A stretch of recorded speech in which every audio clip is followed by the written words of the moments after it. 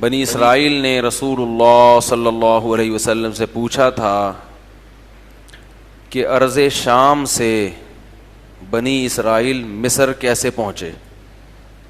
آپ کو پتہ ہے بنی اسرائیل پر مصر میں ظلم ہوا نا, جبکہ بنی اسرائیل یہ یعقوب علیہ السلام کی اولاد تھی, اور یعقوب علیہ السلام بیٹے تھے اسحاق علیہ السلام کے, اور اسحاق علیہ السلام بیٹے تھے, بولو بھائی, ابراہیم علیہ السلام کے. اور ابراہیم علیہ السلام کہاں تھے؟ شام میں, فلسطین میں, بیت المقدس کے قریب. تو سارے بڑے بڑے پیغمبر وہیں آئے, لیکن بنی اسرائیل پر ظلم کہاں سے ہوا؟ مصر میں ہوا. تو خود بنی اسرائیل نے ہی ہمارے نبی سے نبوت کا امتحان لیا کہ آپ بتائیں کہ یہ تو وہاں کے تھے, یہ ادھر کیسے آ گئے. اس پر پوری سورت نازل ہوئی, سورہ یوسف. آپ صلی اللہ علیہ وسلم کو کیا معلوم تھا؟ خود قرآن نے کہا وَإِن كُنْتَ مِن قَبْلِهِ لَمِنَ الْغَافِلِينَ. آپ ان چیزوں سے کا علم نہیں رکھتے تھے. آپ تو عرب میں پیدا ہوئے اور یہود و نصارہ مدینہ میں رہتے تھے, اور آپ صلی اللہ علیہ وسلم کا کوئی مطالعہ بھی نہیں تھا, کیونکہ آپ لکھنا پڑھنا نہیں جانتے تھے, امی تھے. امی کہتے ہیں جو لکھنا اور پڑھنا نہ جانتا ہو. اللہ نے آپ کو امی اس لیے بنایا کہ آپ پر جو کلام نازل ہوا ہے اور آپ نے جو تعلیمات دی ہیں, وہ آکسفورڈ یونیورسٹی سے پی ایچ ڈی کرنے والا بھی ایسا دین ایجاد نہیں کر سکتا. تو اگر آپ صلی اللہ علیہ وسلم اس دور میں کسی یونیورسٹی میں پڑھے ہوئے ہوتے, لکھنا پڑھنا جانتے, تو لوگ یہ کہہ سکتے تھے کہ انہوں نے اپنا بہترین دماغ استعمال کیا ہے. یہ عرب میں ایک بہت بڑے اسکالر تھے جنہوں نے ایک یہ نظریہ اور یہ تھیوری پیش کی. تو اللہ نے کیا ایسے نبی کا انتخاب کیا جو ایسی قوم میں پیدا ہوئی کہ جن میں اکثر لوگ لکھنا پڑھنا نہیں جانتے تھے, کیونکہ پھر یہ بھی ہو سکتا تھا کہ بھئی قوم کے اثرات آئے ہیں, قوم بھی جاہل, اور ایسی قوم میں پیدا کیا اللہ نے. وَمَا تَخُطُّهُ بِيَمِينِكَ, فرمایا آپ کے دائیں ہاتھ نے لکیر نہیں کھینچی. کچھ ہوتا نا الف لکھا جائے زندگی میں, کبھی یہ نہیں کیا, قلم اٹھایا ہی نہیں کبھی. جب جبریل آئے کہ اقرا پڑھیے, تو آپ نے کیا فرمایا؟ ما انا بقاری, میں پڑھنے والا نہیں ہوں, ہمیں کیا پڑھائی سے لکھائی سے, ہم تو بدو لوگ ہیں. کیسا دین دے کے چلے گئے, اور پوری دنیا کو چیلنج کر رہا ہے. آج بھی اسلام کے مقابلے میں کوئی اسلام کی ٹکر میں ٹھہرنے والا ہے ہی نہیں, کوئی ہے ہی نہیں اسلام کی ٹکر میں ٹھہرنے والا. رمضان دیکھو نا آتا ہے ایک دم ہل چلی. سارے کس کی تعلیمات ہیں جو ہم عمل کر رہے ہیں؟ محمد صلی اللہ علیہ وسلم. پھر اس قرآن کو ڈیفائن کرنے کے لیے جو دروس ہوتے ہیں, پھر وہ نصاب جو آپ صلی اللہ علیہ وسلم دے کر گئے, 8 سال تو مدرسوں میں بیٹھ کے اس کو پڑھا جاتا ہے, سیکھا جاتا ہے. تو خیر, میں یہ عرض کر رہا تھا کہ بنی اسرائیل نے پوچھا, تو آپ تو لکھنا پڑھنا نہیں جانتے تھے. وہ بنی اسرائیل جانتے تھے کہ یہ, وہ سمجھتے تھے کہ یہ نہیں بتا سکتے, یہ تو ہماری کتابوں میں لکھا ہوا ہے, ان سے ایک پہلی پوچھو, امتحان لو. تو سورہ یوسف نازل ہوئی. انا انزلناہ نحن نقص علیک احسن القصص بما اوحینا الیک ھذا القرآن وان کنت من قبلہ لمن الغافلین. اے محمد صلی اللہ علیہ وسلم, آپ غافلین میں سے تھے. یہ غافلین کا مطلب آپ کو علم نہیں تھا, ہم نے آپ پر یہ بہترین واقعہ نازل کیا. پھر شروع سے پوری ترتیب سے بتایا گیا وہ واقعہ. اور سورہ یوسف میں کئی کمالات ہیں. قرآن میں کسی بھی ایک پیغمبر کا واقعہ پورا ایک جگہ ڈیٹیل کے ساتھ نہیں ہے, کیونکہ قرآن تاریخی کتاب نہیں ہے. وہ تو جس پیغمبر کے واقعے میں آیات کی مناسبت سے جو پہلو اس آیت کے مناسب ہوتا ہے نا, قرآن اس پہلو کو ذکر کر دیتا ہے بس. بھئی نصیحت چل رہی ہے کسی بات کی, تو اس کے مناسب کوئی موسیٰ علیہ السلام کے واقعہ کا کوئی پہلو آیا تو قرآن نے وہ ذکر کر دیا. داؤد علیہ السلام کا آ گیا, پھر تھوڑا سا, تھوڑے تھوڑے سارے پیغمبر آتے رہتے ہیں, اور ترتیب بھی نہیں ہے. بعض دفعہ تاریخی لحاظ سے ایک کام بعد میں ہوا لیکن قرآن نے اس کو پہلے ذکر کیا, اور جو پہلے ہوا قرآن نے اس کو بعد میں, کیونکہ قصے کہانیاں سنانا مقصد نہیں ہے. لیکن یوسف علیہ السلام کا واقعہ ایسا ہے جو اللہ نے الف سے لے کے یا تک بالکل اسی ترتیب سے، کیونکہ یہودیوں کا سوال ہی یہ تھا کہ وہ کیسے پہنچے، تو اس میں شروع سے لے کر آخر تک ترتیب سے بیان کرنا ضروری تھا. اور یہ بھی کہ یہ پوری سورت ایک ہی مرتبہ میں نبی پر نازل ہوئی ہے، تاکہ یہ شبہ نہ ہو کہ معاذ اللہ کہیں سے پوچھ کے تو نہیں بتا رہے یہ. ٹھیک ہے نا. اول تو یہ جس خوبصورت انداز سے قرآن نے سورہ یوسف کا واقعہ بیان کیا ہے، یہ کسی سے پوچھ کے اتنا خوبصورت انداز میں بیان کرنا ممکن ہے ہی نہیں. نقل تو نقل ہوتی ہے نا. وہ جو پھرے میں بیٹھے ہوتے ہیں نا امتحانی ہال میں، وہ ان کو اگر کوئی آپ پرچی پکڑا دے نا کہ بھئی اس کو نقل مار لو، تو اس کو یہ نہیں پتا ہوتا یہ پیراگراف جہاں سے شروع ہو رہا ہے تو اس میں تھوڑا سا پہلے اپنے الفاظ ڈالنے ہیں، وہ وہیں سے ویسے کا ویسے ہی چھاپ کے آ جاتے ہیں. ایسا ہی ہے نا. وہ ویسے کا ویسا ہی، جیسے وہ ایک شخص سے پوچھا نا کہ نیوٹن کا دوسرا قانون بتاؤ، تو اس نے کہا مس آخر سے یاد ہے، پورا قانون یاد نہیں ہے لیکن آدھا یاد ہے آخر سے. اس نے کہا چلو پورا نہیں تو آدھا ہی سنا دو. کہتا ہے and it is called Newton's law. وہ ہوتا ہے نا پہلے پوری ڈیفینیشن آتی ہے، آخر میں آتا ہے and it is called Newton's law. تو یہ رٹا تو یہی ہوتا ہے. اس میں کیا اسباق ملتے ہیں قرآن نے اس کو بھی بیان کیا. اب یہ تو بڑا لمبا واقعہ ہے. یہ قال یوسف، جب اس وقت کو یاد کرو جب یوسف نے اپنے والد یعقوب سے کہا انی رأیت احد عشر کوکبا، میں دیکھتا ہوں کہ 11 ستارے مجھے سجدہ کر رہے ہیں. یوسف علیہ السلام کے 11 بھائی تھے. یعقوب علیہ الصلاۃ والسلام ابراہیم علیہ السلام کے پوتے، اور اللہ نے ابراہیم علیہ السلام کو خوشخبری دی تھی کہ آپ کی اولاد میں نبوت جاری کروں گا میں. تو یعقوب علیہ السلام کی 2 بیویاں تھیں، ایک سے حضرت یوسف علیہ السلام اور بنیامین پیدا ہوئے، اور دوسرے سے باقی بھائی پیدا ہوئے. تو یہ والی جو زوجہ تھیں یا تو یہ نیک زیادہ ہوں گی، ان کے بطن سے اللہ نے زیادہ نیک بچے پیدا کر دیے. تو یہ جو ان میں یوسف علیہ السلام تھے، ان کے بارے میں حضرت یعقوب کو امیدیں تھیں کہ اس بچے میں کچھ ایسی صلاحیت کے آثار لگ رہے ہیں کہ یہ میرا والی وارث بنے گا، اور اللہ نبی کس کو بنائیں گے؟ اس کو بنائیں گے. اور پھر ایک دم یوسف علیہ السلام کو بچپن میں بہت ہی اچھا خواب آ گیا کہ 11 ستارے اور سورج اور چاند مجھے سجدہ کر رہے ہیں. ادھر یعقوب علیہ السلام کے جو دوسرے بھائی تھے وہ ویسے ہی ان سوتیلے بھائیوں سے کیا کرتے تھے؟ حسد. سوتیلے نہیں تھے یہ، باپ شریک بھائی تھے. سوتیلا تو الگ سے ہوتا ہے، لیکن بہرحال بالکل ویسے نہیں تھے جیسے ماں اور باپ کا سگا رشتہ ہوتا ہے. اس پہ ایک تھوڑا سا چٹکلا بھی بتا دوں آپ کو. ایک صاحب مجھے کہنے لگے، مدینہ منورہ میں بڑے عالم تھے، وہ مجھے کہنے لگے آپ ہر وقت 4 شادیوں کی بات کرتے ہو، دیکھو یعقوب علیہ السلام نے 2 شادیاں کی تھیں تو سوتیلے پن کی وجہ سے بھائیوں نے کہاں ڈال دیا؟ کنویں میں. یہ ہوتا ہے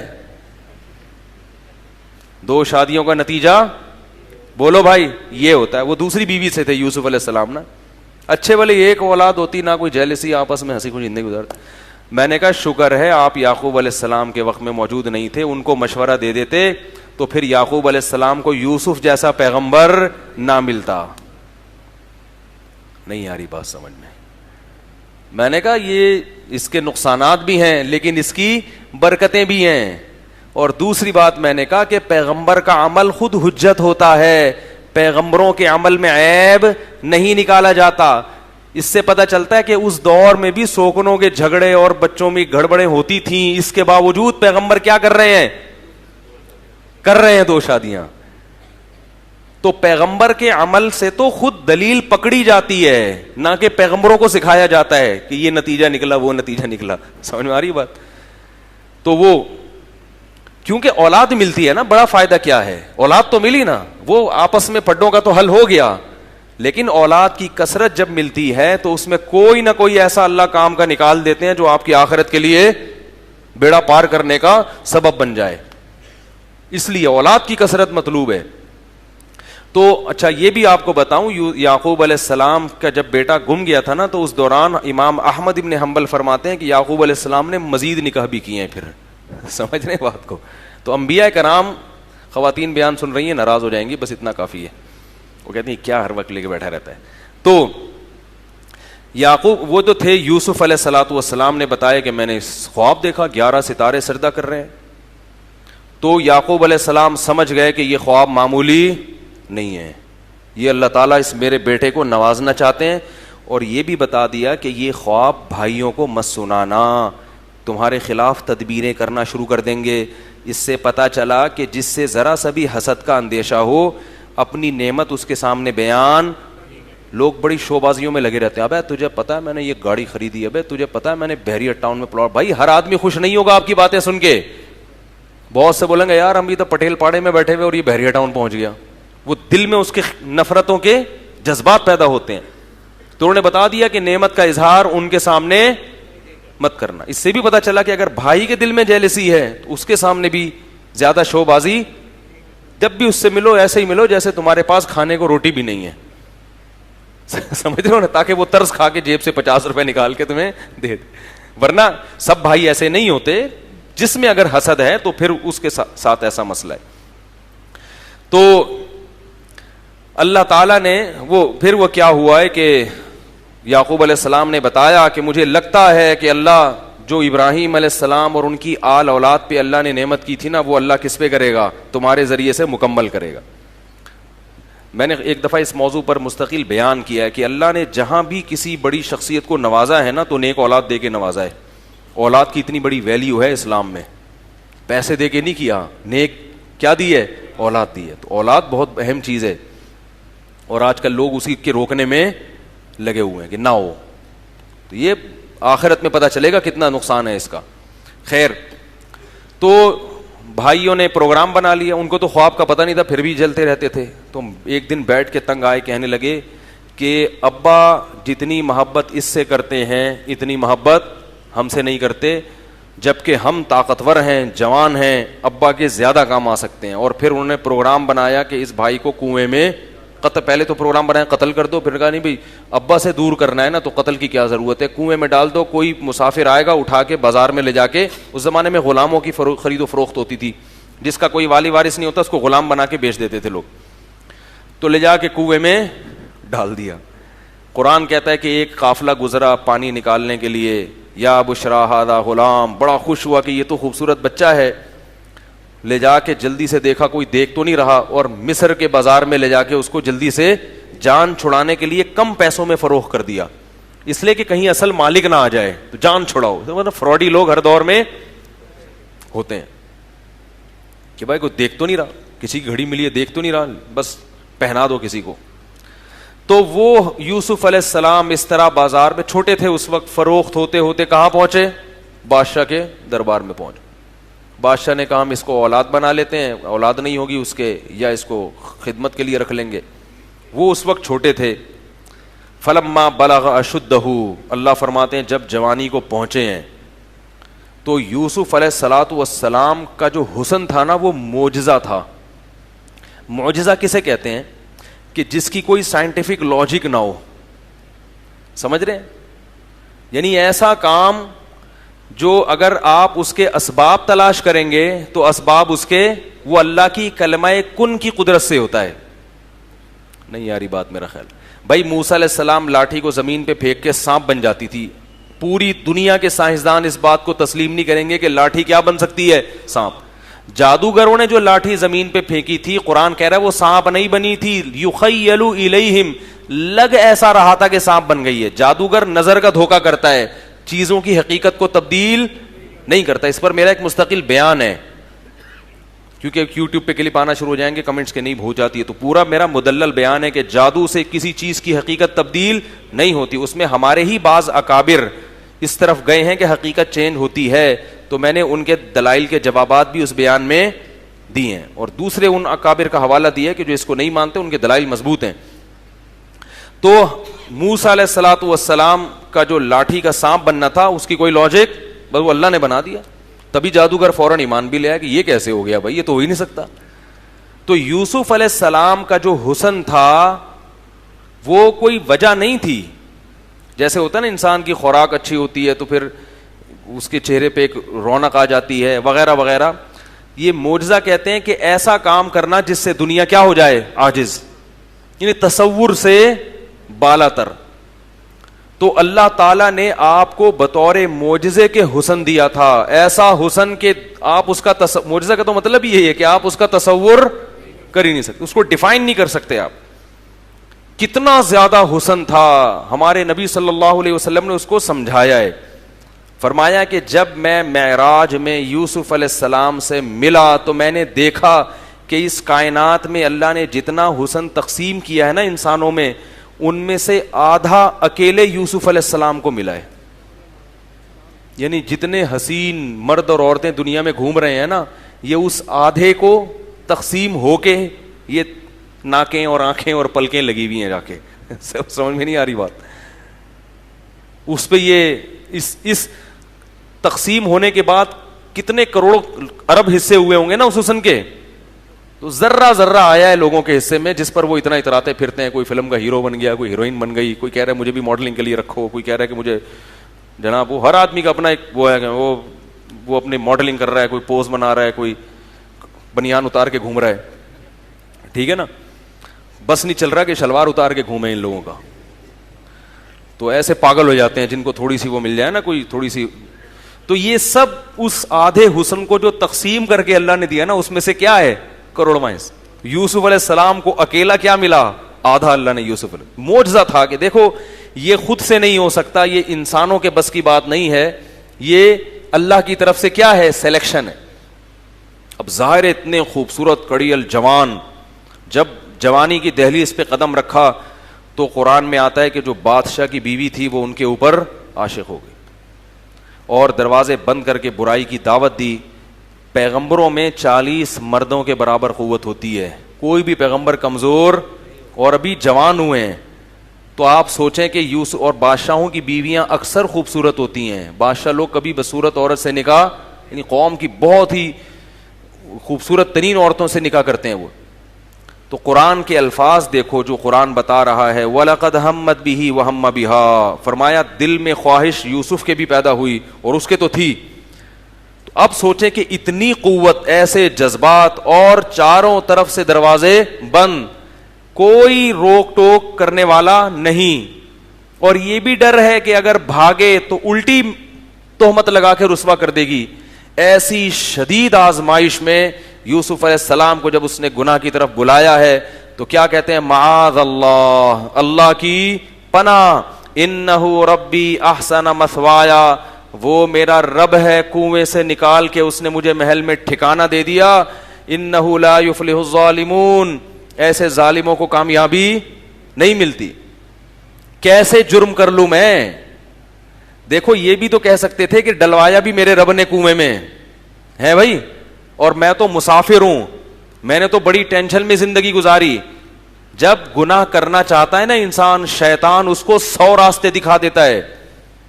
آج لوگ یہی سوچ سوچ کے شرابیں بھی پی رہے ہیں اور زنا بھی کر رہے ہیں کہ مجبور ہیں, ڈپریشن ہے, ایکچولی آج کل نیند نہیں آتی, ایکچولی ٹینشن اتنی ہو گئی ہیں, یہ ہو گیا ہے, شادیاں مشکل ہو گئی ہیں, تو زنا کی طرف جاتے ہیں. اللہ نے اس واقعے میں بتا دیا کہ اگر کوئی گنجائش ہوتی تو سب سے پہلے کس کے لیے ہوتی, یوسف علیہ السلام کے لیے. ان کو تو نکاح کا بھی دور دور تک امکان نہیں تھا نا, اجنبی ملکوں میں کون رشتہ دیتا ہے.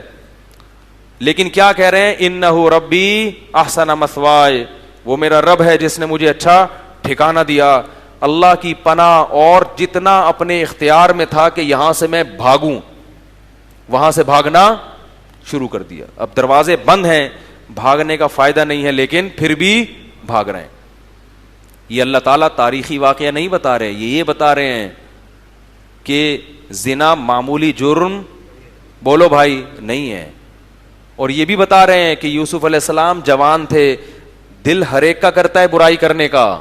بعض لوگ کہتے ہیں نا دل اتنا چاہ رہا تھا تو برائی کر لی. بھائی دل اگر چاہنا ختم ہو جائے گا تو پھر ثواب نہیں ملے گا. مرد ہے تو دل تو چاہے گا, دل کی خواہشات پہ کیا رکھنا ہے, اللہ کے لیے پاؤں, تبھی اللہ پھر نوازیں گے اس کو.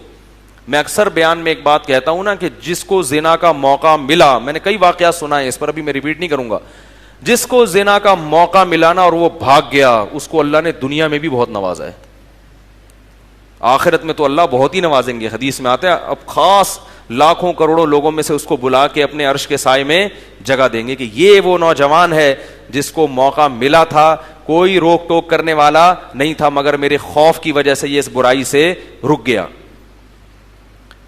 اور اگر کر لیا یہ جرم تو زنا کی 2 سزائیں ملتی ہیں, ایک تو جہنم کی آگ, اور اگر اسلامی حکومت ہو تو چوک پہ کھڑا کر کے کوڑے. وہ والی سزا تو آج کل شارٹ ہے مارکیٹ سے, ٹھیک ہے نا, بلکہ اور عزت بڑھ جاتی ہے کہ بڑے لبرل سے آدمی ہے یہ. پہلی سزا کیا ہے؟ جہنم کی آگ. اور دوسری, دنیا میں اللہ اس کا سکون چھین لیتے ہیں, اس کو گھر بار اور بیوی بچوں کی جو فطری لذت ہے, گھر کی جو فطری لذت ہے, ایک گھر بار آدمی کو فیملی میں بڑا مزہ آتا ہے, یہ لذت اور یہ نعمت اللہ اس سے چھین لے. ایک خاتون کا میرے پاس بہت فون آتا ہے, پریشان ہے, کسی باہر ملک میں رہتی ہے, میرا شوہر زنا میں لگ گیا, میں کیا کروں, یہ بہت پریشان. میں نے کہا کرنے دو, تھوڑے دن گزریں گے, جب بڈھا ہوگا نا تو خود ہی اس کو اللہ دنیا میں کیا دے دیں گے, عذاب. یہ ساری حسینائیں بھاگ جائیں گی, ایسا تڑپے گا نا, کیونکہ اس نے اپنی جوانی کو ان گندگیوں میں ڈال دیا, تو اللہ اس کو جو ایک بچوں کے دل سے عظمت نکل جائے گی. جیسے بوڑھے باپ کا بچے احترام کرتے ہیں اور بوڑھے باپ کا جو ہے نا خیال کرتے ہیں, بیوی کے دل سے بھی عظمت ختم. تو میں نے کہا سب سزا دنیا میں مل جائے گی. تو یوسف علیہ السلام بھاگے, دروازہ, وہ بادشاہ نے کہیں جا کے دروازہ کھولا ہوگا اور یہ نکلے باہر. تو بجائے اس کے کہ یوسف علیہ السلام کوئی آگے سے بات کرتے, بادشاہ کی بیوی نے کہا, ایسی گھنی بن گئی, گھنی نہیں ہوتی ایسی شریف, یہ نہیں کہا کہ بھائی دیکھیں ایکچولی ایسا نہیں تھا کہ یہ میرے ساتھ برائی کر رہے تھے, میں نہیں کر رہی تھی, بلکہ کیا کہتی ہے, ما جزاء من اراد باہلک سوءا, بادشاہ سلامت میرے شوہر نامدار بتائیں کہ اگر آپ کی بیوی کی طرف کوئی غلط دست درازی کرے تو اس کی سزا کیا ہونی چاہیے. اسٹائل دیکھ رہے ہیں آپ زلیخا کا, یعنی ایسا گھنی بن کے پی گئی نا وہ واقعہ. بھائی پہلے الزام لگاؤ, اس کے بعد بات کرو نا آگے. اس کو کہتے ہیں 1.5 ہوشیاری, کہ اس طریقے سے بات کرو کہ سامنے والا 100% مجھے سچا سمجھے, اور وہ اس بحث میں پڑے ہی نہیں کہ غلطی کس کی تھی, وہ اس میں سوچے کہ ان کی سزا کیا ہونی چاہیے, اس میں ڈال دو اس کو.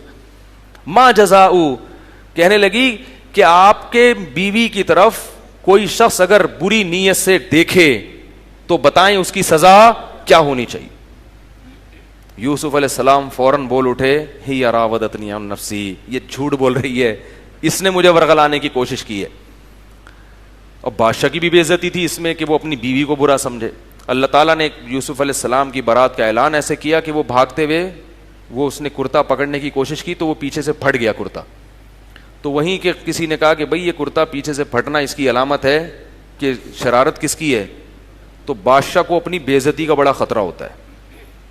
بادشاہ لوگ اپنی بیویوں کو ایسے سزا نہیں دے سکتے, کیونکہ سزا دیں گے تو لوگ بولیں گے اچھا اس کا مطلب ہے نہ طلاق دے سکتا ہے نہ سزا دے سکتا ہے.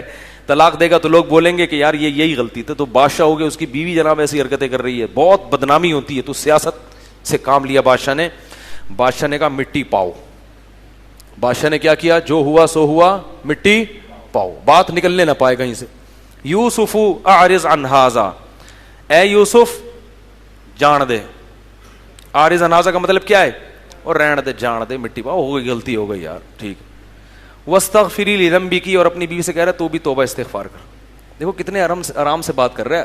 کوئی اور ہوتا تو رکھ کے 2-4 چماٹ لگاتے, لیکن بادشاہ ڈر کیا رہا ہے یار, 2-4 بھی چماٹ لگا دی ہے نا بیوی کو تو بات کیا ہو جائے گی, اور بدنامی کس کی ہے, میری ہے. کہ لوگ بولیں گے کہ تم بادشاہ کس بات کے ہو جو تمہاری بیوی جو ہے نا عاشق ہو رہی ہے دوسروں پہ. تو یہ بادشاہ لوگ بڑی ٹینشنوں میں ہوتے ہیں یار, سیاسی لوگ. تو اس نے غریب آدمی ہوتا نا, وہ اسے 2-4 تمیز سے لگا دیتا. تو واستغفری لذنبک, اپنے گناہ سے توبہ کر, انکی کنتی, اور بھی کہنے لگا ان کیدکن عظیم, تم عورتوں کی تدبیریں بڑی سخت ہوتی ہیں. خود اپنی بیوی سے کہہ رہا ہے تم بڑی ہوشیار ہو, تم نے بات کیسے شروع کی ڈائریکٹ کہ اس کی سزا کیا ہونی چاہیے. سب عورتوں کی بات نہیں ہو رہی بھائی, بار بار وہی بات میں جملہ نہیں ریپیٹ کروں گا. تو لیکن برائی کی خبر آپ کو پتا ہے ایک دم تیزی سے پھیلتی ہے.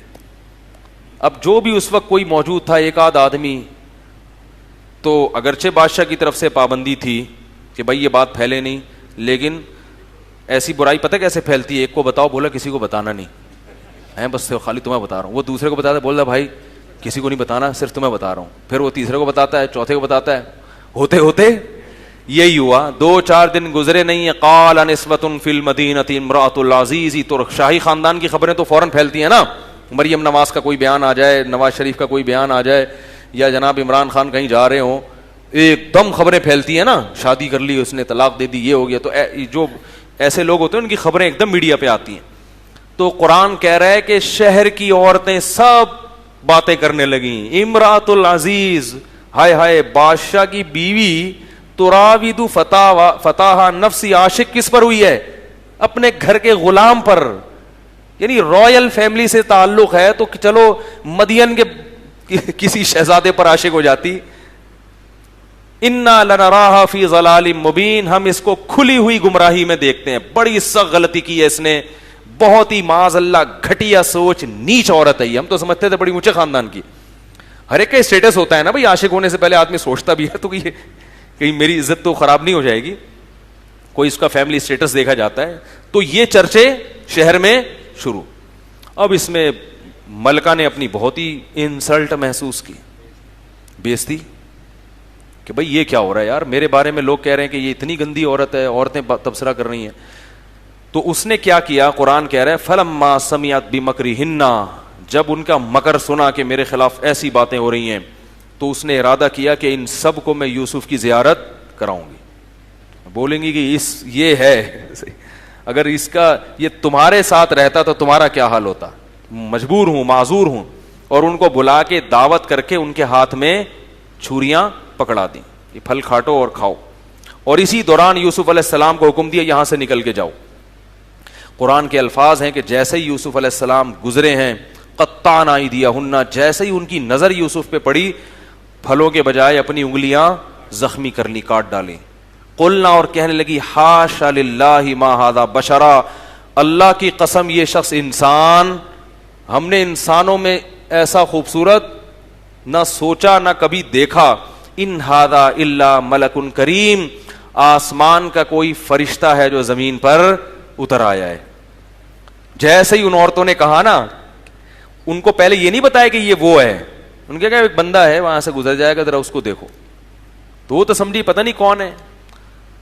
تو فوراً بادشاہ کی بیوی نے کہا ذالکن الذی لمتننی فی, یہ ہے وہ جس کے بارے میں تم مجھے ملامت کر رہی تھی, یہ ہے وہ. اور پھر اس نے برائی کا اظہار کیا کہ وَلَقَدْ رَاوَدتُّهُ عَن نَفْسِهِ فَاسْتَعْصَمَ, یہ بچ نکلا ہے, اور اب میں بمانگے دہل اعلان کروں گی کہ اپنے عشق کا جو اس نے نا سب کے سامنے اظہار کیا عورتوں سے, کہ اب مجھے اس سے عشق کے اظہار میں کوئی عیب, کوئی بے عزتی کا خطرہ نہیں ہے. اب جب یوسف علیہ السلام نے یہ منظر دیکھا کہ وہ عورتیں بھی اس طرح برائی میں ساتھ دے رہی ہیں, تو آپ دیکھو ایک نوجوان کے لیے کتنی بڑی آزمائش ہے یہ, کتنی. اور وہ جو عورتیں بادشاہ کے دربار میں آئی ہوں گی وہ بھی اونچے خاندانوں کی ہوں گی, شاہی محل میں جن کی دعوت ہے. یوسف علیہ السلام ایسے موقع پہ اللہ سے دعا مانگتے ہیں. بادشاہ کی بیوی نے دھمکی دی وَلَئِن لَّمْ يَفْعَلْ مَا آمُرُهُ لَيُسْجَنَنَّ وَلَيَكُونًا مِّنَ الصَّاغِرِينَ, اگر میری بات اس نے نہ مانی تو میں اس کو جیل کی کوٹری میں ڈال دوں گی. دیکھو اللہ یہ واقعہ کیوں بیان کر رہے ہیں, کوئی اور ہوتا وہ کہتا اب تو میں کیا ہوں جیل میں. اس زمانے کے جیل تو بڑے سخت ہوتے تھے, ڈال کے بھول جاتے تھے, جیسے کہ یوسف علیہ السلام کو ڈال کے بادشاہ بھول گیا تھا. ایسے موقع پر کس قدر انسان برائی کی طرف مائل ہوگا. لیکن یوسف علیہ السلام نے جب جیل کی دھمکی سنی تو اللہ سے دعا مانگتے ہیں رب السجن احب الی, اے میرے اللہ مجھے جیل زیادہ محبوب ہے اس برائی سے جس برائی کی طرف یہ مجھے بلا رہے ہیں. وَإِلَّا تَصْرِفْ عَنِّي كَيْدَهُنَّ, اور اے اللہ اگر تو نے میری حفاظت نہ کی, اصبو الیہن, کہیں ایسا نہ ہو کہ میں اس جرم میں, یعنی زیادہ اپنے نفس پہ اعتماد بھی نہیں کر رہے, اللہ سے دعا مانگ رہے ہیں کہ تو بچا مجھے اس جرم سے. اللہ فرماتے ہیں فَاسْتَجَابَ لَهُ رَبُّهُ, رب نے ان کی دعا سن لی اور ان کو برائی سے بچا لیا. اب بات پھیل چکی تھی, بادشاہ کی بدنامی ہو رہی تھی, لوگ کہہ رہے تھے بار بار کہ اگر یوسف کی غلطی نہیں تھی تو یوسف کو محل میں رکھا ہوا کیوں ہے. تو تو بادشاہ نے اپنی رائل فیملی کی عزت کو بچانے کے لیے یوسف علیہ السلام کو جیل کی کوٹری میں بھیج دیا کہ نہیں جی، تاکہ پتہ چل جائے کہ لوگ یہ سمجھے کہ ان کی غلطی تھی. اب یوسف علیہ السلام کئی سال جیل میں رہے ہیں، کئی سال جیل. کیا حال ہوگا ان کا وہاں پہ. ادھر کنویں سے نکلے، ایک مصیبت سے نکل کے دوسری مصیبت. ایک دن کیا ہوا، دخل معہ السجن فتیان، دو نوجوان آپ کے پاس جیل کی کوٹری میں آئے اور کہنے لگے کہ خواب سنایا کہ ایک نے کہا میں بادشاہ کو شراب پلا رہا ہوں، میں نے خواب میں دیکھا انگور نچوڑ رہا ہوں. دوسرے نے کہا میں نے دیکھا سر پہ ٹوکری اور پرندے اس سے وہ کھا رہے ہیں روٹی. وہ دونوں قیدی تھے. تو وہ آ کے کہنے لگے کہ اس خواب کی آپ ہمیں تعبیر بتائیں. انا نراک من المحسنین، ہم دیکھتے ہیں کہ آپ نیک آدمی ہیں. اس سے پتہ چلتا ہے کہ نیک آدمی جہاں بھی رہتا ہے وہ اپنا اثر، حالانکہ ان کو تو نہیں پتا تھا یہ پیغمبر ہے کیا. وہ کہہ رہے یار یہ نوجوان کیا لگ رہا ہے، کیا ہو گیا یار.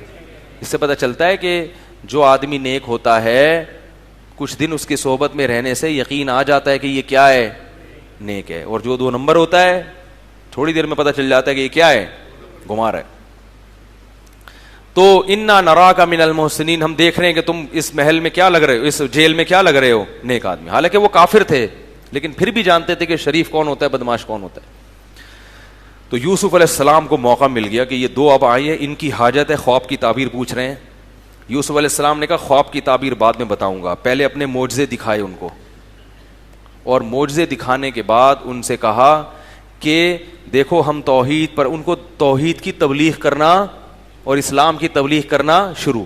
جیل میں بھی پیغمبر کی کوشش کیا ہے کہ تبلیغ کا موقع ہاتھ سے جانے نہ دیں، کہ ابھی یہ میرے محتاج ہے نا، اب جو میں کہوں گا یہ سنیں گے. ویسے ہی آپ کسی کو پکڑ کے سمجھانا شروع کر دیں، بولے گا بھائی کیوں فری ہو رہے ہیں مجھ سے. لوگ کہتے ہیں نا محتاج ہو کے آئے گا، اب آپ جو بات کرو گے یہ غور سے سنے گا. تو تقریر شروع کر دی یوسف علیہ السلام نے. ارباب متفرقون خیر ام اللہ الواحد القہار، اتنے سارے خدا جن کو تم نے معبود بنا لیا وہ بہتر ہے یہ ایک وہ جو سب پر غالب ہے. ایسی خوبصورت تبلیغ کی ہے، پورے رکوع میں ہے یہ. پھر ان کے بعد تعبیر بتائی کہ جو انگور نچوڑ رہا تھا اس کو رہائی ملے گی اور وہ بادشاہ کو شراب پلائے گا، اور دوسرے کو پھانسی ہو جائے گی اور اس کی لاش لٹک کے سڑ جائے گی اور پرندے اس کی کھوپڑی سے گوشت نوچ نوچ کے کھائیں گے. یہ خواب کی تعبیر ہے. اللہ نے آپ کو معجزاتی طور پر خوابوں کی تعبیروں کا علم دیا تھا. اور یہ بھی کہہ دیا جس کو جو رہائی ہونے والی تھی نا، کہا کہ بادشاہ سے میرا تذکرہ کرنا کہ ایک شخص جیل میں پڑا ہوا ہے اس کو نکالنے کی کوشش کرو. اس سے پتہ چلتا ہے کہ آپ جب کسی مصیبت میں ہو تو نکلنے کے تمام اسباب اختیار کریں. یوسف علیہ السلام دیکھا اب یہ میں نے اس کی ایک خواب کی تعبیر بھی کر دی، یہ تعبیر بھی سچی نکلے گی تو اس پر میرا ایک احسان ہے، تو اس سے سفارش کرو گے جا کے بھائی کیا کر بادشاہ کو بول تم تو ڈال کے بھول ہی گئے ہو جیل میں، کچھ تو خیال کرو. توکل یہ نہیں ہے کہ آپ جیل میں پڑے ہوئے ہیں تو اب آپ نہ کسی سفارش لگوا رہے ہیں نہ کسی سے فون کر رہے ہیں. بولے بھائی اللہ نے جب تک جیل میں رکھنا ہے، جیل میں رکھے نکالنا ہو تو اللہ نکال دے. کیا خیال ہے، مرنا ہوگا تو مر جائیں گے، زندہ رہنا ہوگا تو. ابھی افطار میں کیا پڑھ رہے ہیں، پوری 7 اپ پی رہے ہیں یار، وہ گردے خراب ہو گئے. بھائی جب لکھے ہوئے ہیں نا خراب ہونا، تو لکھے ہوئے جب ہوں گے تو وہ خراب ہو کے رہیں گے. جب مقدر میں مرنا ہوگا تو مر کے رہیں گے. تو ٹھیک ہے پھر مقدر میں عشاء کی نماز ایسے لوگوں کے. ابھی کچھ دن پہلے ہوا ہے کہ افطار میں اس نے پوری کولڈ ڈرنک کی پوری 1.5 لیٹر کی بوتل پی گیا، ایک آدھے گھنٹے کے بعد درد ہوا ہے اور مر گیا. یہ کسی ابھی واقعہ ہوا ہے لیٹسٹ. تو یوسف علیہ السلام وہ ٹہل گئے نا وہ کیا کیا انہوں نے، چلے گئے اس دار فانی سے ہمیشہ کے لیے. سمجھا کے تھک رہے ہیں، بیانات بھی کر رہے ہیں بھائی نہیں کرو یہ کام، روزہ ان چیزوں سے افطار مت کرو. تو یوسف علیہ السلام نے اس کو بتایا کہ جا کے بادشاہ کے سامنے میرا تذکرہ کرنا. قرآن کہتا ہے وہ کم بخت تذکرہ کرنا بھول گئے، کیونکہ جب کام ہو جاتا ہے نا انسان کا، پھر وہ یہ انسان کی فطرت ہے، کام ہو گیا تو اب کون جیل میں تو نکل گیا نا، مجھے کیا پڑی، بھول گیا. اور یہ اللہ کی طرف سے یوسف علیہ السلام پر مزید آزمائش تھی. فلبث فی السجن بضع سنین، مزید چند سال آپ جیل میں پڑے رہے. کوئی امید نہیں ہے نکلنے کی، جو ایک امید تھی وہ بھی ختم. لیکن اللہ کیسے ناکامی کے نقشوں میں کامیابی کے اسباب یہ اللہ بتاتے ہیں کہ نیک لوگوں کے لیے جو اللہ کے دین پہ چلتے ہیں ان کے ظاہری ناکامیوں کو مت دیکھو. والعاقبۃ للمتقین، انجام ہمیشہ انہی کا اچھا ہوگا. پریشان مت ہو، انجام ان کا اچھا ہوگا. تو بادشاہ صاحب کو ایک دن خواب آیا, اٹھے وہ, کہنے لگے, اپنے درباریوں کو جمع کیا. وہ بھی کوئی عجیب سا خواب آتا ہے تو تعبیر پوچھتے تھے, یہ نہیں کہ ہر وقت فون کر کر کے فالتو سانس آ رہی ہیں, آج مجھے خواب میں سانپ آیا, بچھو آیا. ان خوابوں کو وہ بھی لفٹ نہیں کراتے تھے. نند آ گئی, جٹھانی نے ایسا بول دیا خواب میں, اس کی تعبیر کیا ہے, تو ان خوابوں کو وہ بھی لفٹ نہیں کراتے تھے. تو خواب آیا کہ انی ارا سبع بقرات سمان. لوگوں کو جمع کیا, بادشاہ حیران ہوا نا, اس کو یہ اندازہ ہوا کہ یہ ایسے ہی خامخواہ کا خواب نہیں ہے, کوئی اس کی تعبیر ہوگی. جب بہت عجیب سا خواب آتا ہے نا, انسان کو خود احساس ہو جاتا ہے. تو اس نے درباریوں کو جمع کیا اور کہا کہ میں نے دیکھا کہ 7 دبلی گائیں 7 موٹی موٹی گایوں کو کھا رہی ہیں, اور 7 باریک کونپلیں خشک وہ 7 ہری کونپلوں کو کھا رہی ہیں. اور ان کنتم للرؤیا تعبرون, اگر تم بتاؤ کچھ تعبیریں جانتے ہو تو بتاؤ اس کا کیا مطلب ہے. انہوں نے کہا یہ ساڑی عقلچ, ان کو کیا 7 موٹی گائیں. تو انہوں نے پتہ ہے کیا کہا, جو چیز انسان کو آتی نہیں ہے نا, وہ کبھی یہ نہیں کہے گا مجھے نہیں پتا, بلکہ وہ فنٹر بننے کی کوشش کرے گا. اپنی جہالت کا اعتراف کر لینا یہ آدھا علم ہے. اگر آپ کو کوئی چیز نہیں آتی آپ بول دیں مجھے نہیں پتا, لیکن یہ ہمیشہ سے دستور رہا ہے کہ جو چیز نہیں آتی تو یہ نہیں کہنا مجھے نہیں پتا. لہذا انہوں نے بھی نہیں کہا ہمیں نہیں پتا, بلکہ کیا کہا, اضغاث احلام, پراگندہ خیالات ہیں. اصل میں ایکچولی آپ سارا دن پی ٹی آئی کے خلاف تقریریں کرتے ہیں, ٹھیک ہے نا, ادھر کبھی ادھر ایک کا بیان آ رہا ہوتا ہے, کبھی فلانا کا, کبھی جمعیت کے بارے میں آپ کو بریفنگ دینی ہوتی ہے, مختلف قسم کی تقریریں چل رہی ہوتی ہیں. تو وہ رات کو جب آپ سوئے ہیں تو وہی الٹے پلٹے گائیں, موٹی پتلی دبلی, اس طرح کی چیزیں خواب میں آ رہی ہیں. شیر کھا رہا ہوتا تو چلو کوئی بات بھی ہے, گائیں بھلا گائے کو کہاں سے کھائے گی. حالانکہ گائے میں اشارہ تھا, گائے کیا کھاتی ہے, چارہ. گائے کیا کھاتی ہے, چارہ. تو اس میں کچھ اشارے تھے اس طرف کہ پیداوار کا مسئلہ کھڑا ہونے والا ہے. 7 کچھ ایسی چیزیں ہیں جو چارہ کیا کر دیں گی, کھا کے, کیونکہ جانور کا ہرا بھرا ہونا یہ اس کی علامت ہے کہ بارشیں برس رہی ہیں. نہیں یاری بات سمجھ, مجھے نہیں, میں نے کہیں کتاب میں نہیں پڑھا, میرا ایک ذوق کہتا ہے کہ بھئی یہ شاید اس لحاظ سے یہ تعبیر بنتی ہو. جب بارشیں نہیں ہوتی نا, جانور کیا ہو جاتے ہیں, پہلے زمانے میں کھڑا کر کے تھوڑی باندھتے تھے جانوروں کو, تو بارشیں ہوتی تھی تو چرتے تھے وہ. تو یہ اس طرف اشارے مل رہے تھے. تو انہوں نے کہا اضغاث و احلام, اصل میں پراگندہ خیالات ہیں الٹے پلٹے, اس اور وما نحن بتاویل الاحلام بعالمین, اور اس قسم کے جو الٹے پلٹے خواب ہیں نا, ہمیں ان کی تعبیریں, ہمیں کوئی اچھا خواب ہو تو اس کی تعبیر ہم بتائیں گے آپ کو. لیکن جب یہ بات چلی ہے تو وہ بادشاہ کو جو شراب پلاتا تھا نا, اس کو ایک دم یاد آ گیا, اس نالائق کو یاد آ گیا کہ یار میری بھی خواب کی ایک بندے نے تعبیر بتائی تھی جو بالکل ویسی نکلی تھی. تو فوراً بادشاہ سے کہنے لگا مجھے بھیجو, ایک شخص ہے جو خوابوں کی تعبیر بتاتا ہے لیکن وہ جیل کے اندر ہے. بادشاہ نے کہا جا بھائی. جیسے ہی وہ آیا ہے, اب کیسے تمیز سے, یوسف ایھا الصدیق, یوسف اے میرے دوست.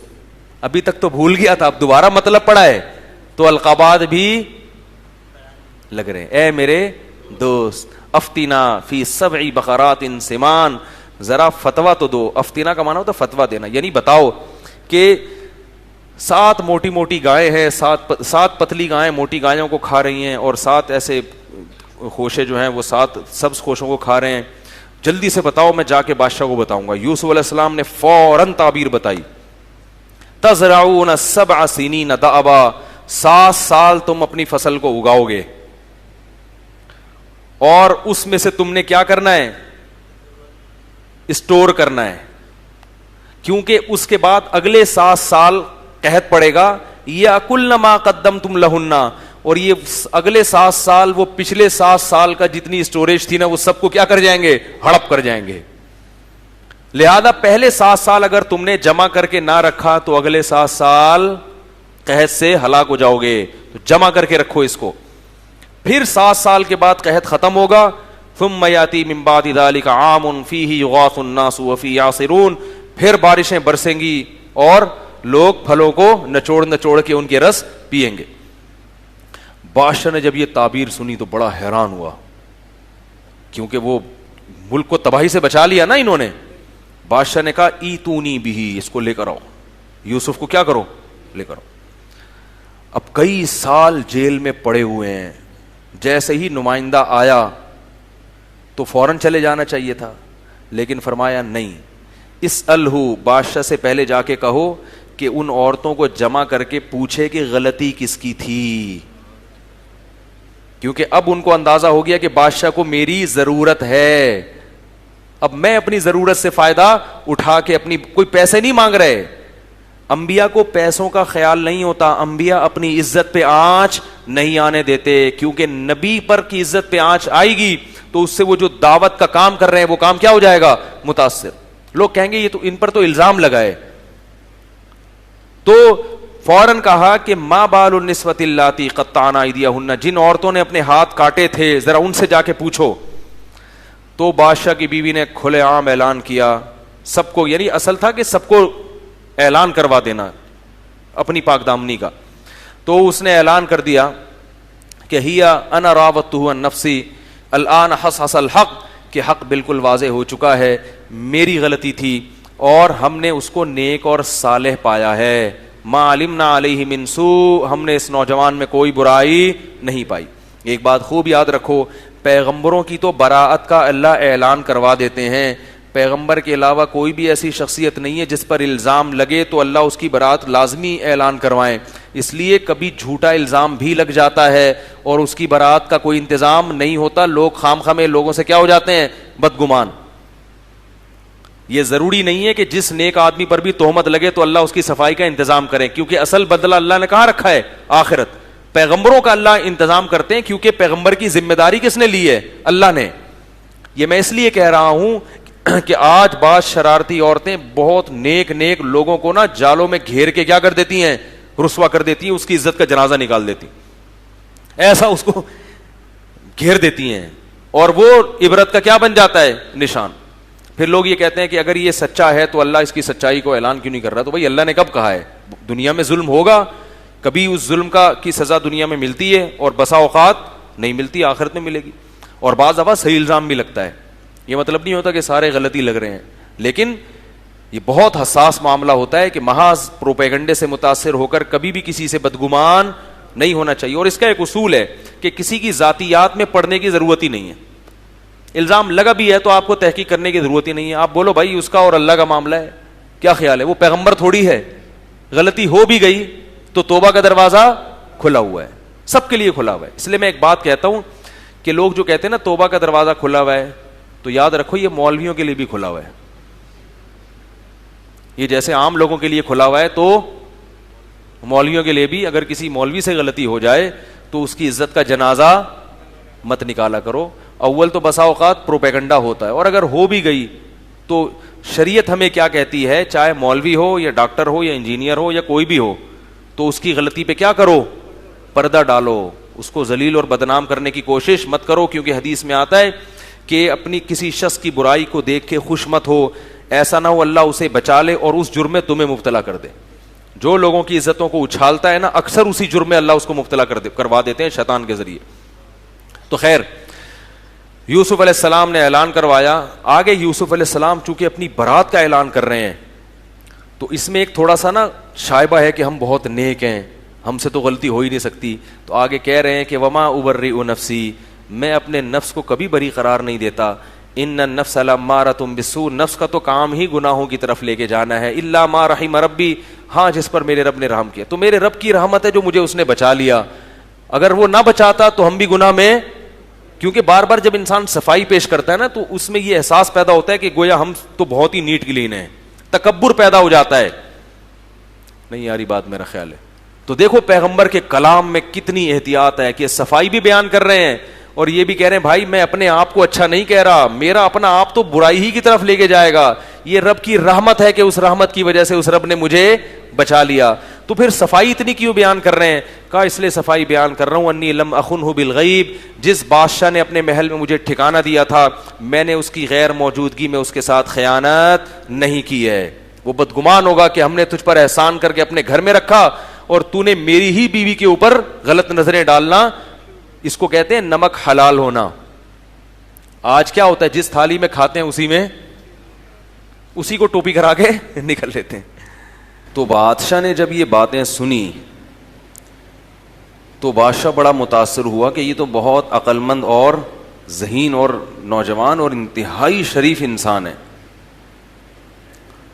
تو بادشاہ نے کہا ایتونی بھی، اس کو لے آؤ، استخلصہ لنفسی، اسے میں اپنے دربار میں اپنے لیے رکھ لوں گا، حکومت میں اپنے ساتھ شریک کر لوں گا. یعنی شرکت کا مطلب وزیر بنا دوں گا مشوروں کے لیے. کیونکہ صحیح گائیڈ کرنے والے لوگ مارکیٹ میں کیا ہیں؟ شارٹ. الٹے آپ کو مشورے دینے والا مارکیٹ میں ہول سیل کے حساب سے ملیں گے، جو آپ کی زندگی کو برباد کر دیں گے. کوئی کیا کہہ رہا ہے، کوئی کیا کہہ رہا ہے. تو بادشاہوں کو بھی ضرورت ہوتی ہے کہ کوئی انہیں صحیح گائیڈ کرے. لوگ کہتے ہیں نا فلاں کو، فلاں سیاسی لیڈر کو فلاں نے مروا دیا، فلاں کو فلاں نے مروا دیا مشورے دے دے کے. تو یہ ہوتا ہے.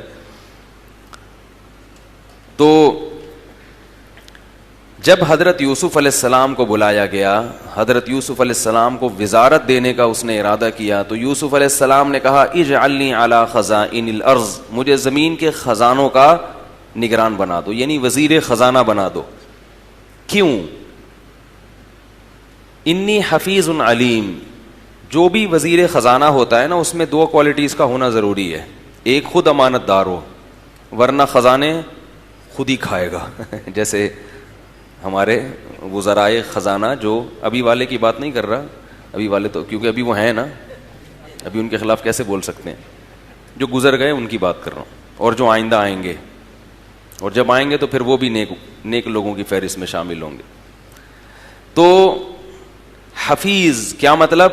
پیسہ اسی کے پاس رکھوایا جا سکتا ہے جو خیانت نہ کرے. تو بتا دیا کہ میں 1 روپیہ بھی ناجائز استعمال نہیں کروں گا. علیم، یہ بہت اہم چیز ہے. اور میں اس علم کو جانتا بھی ہوں. میں اس علم کو، اس سے پتہ چلتا ہے کہ پیسہ کتنا خرچ کرنا ہے، کتنا بچانا ہے. یہ بھی ہر آدمی کا کام نہیں ہے، یہ بھی ایک علم ہے. یہ بھی اللہ کسی کو فراست دیتے ہیں. اب تو بڑے بڑے پیمانے پر جو مالی لین دین ہوتے ہیں، اس میں اکاؤنٹنگ کا علم باقاعدہ ایک علم ہے جو سکھایا جاتا ہے. تو حضرت یوسف علیہ السلام بتا رہے ہیں کہ میں اکاؤنٹنگ کا علم پہلے سے جانتا ہوں، ماہر معیشت ہوں. اکنامکس کا سب سے بڑا مسئلہ یہی ہے نا کہ آپ کے پاس وسائل کتنے ہیں اور ان کو استعمال کیسے کرنا ہے، کون سا کہاں کرنا ہے. تو قحط پڑنے والا ہے تو اس میں تو ملک کو ضرور، جب کھلا کھاتا ہوتا ہے نا آپ کے پاس، تو نوٹ اٹھا کے کچرے میں پھینک بھی دو تو کوئی مسئلہ نہیں ہوتا. لیکن جب قحط پڑنے والا ہے تو پھر کتنا اسٹور کرنا ہے اور کتنا استعمال کرنا ہے. اور پھر مصر میں قحط پڑے گا، صرف مصر میں نہیں بلکہ ارد گرد کے جتنے ایریاز ہیں، ملک ہیں، ان میں بھی پڑ جائے گا. تو ساری یعنی آباد دنیا کا ایک بہت بڑا حصہ ہمارا محتاج ہوگا. تو ہمیں اس میں کیا ہوگا کہ ہم اپنی معیشت کو مضبوط کر سکتے ہیں. یعنی ہم راشن کو بیچنا شروع کر دیں گے. راشن کو کیا کریں گے؟ بیچیں گے. تو اس سے مصر کیا ہوگا؟ اور کیونکہ راشن سے ہمارے پاس ہوگا.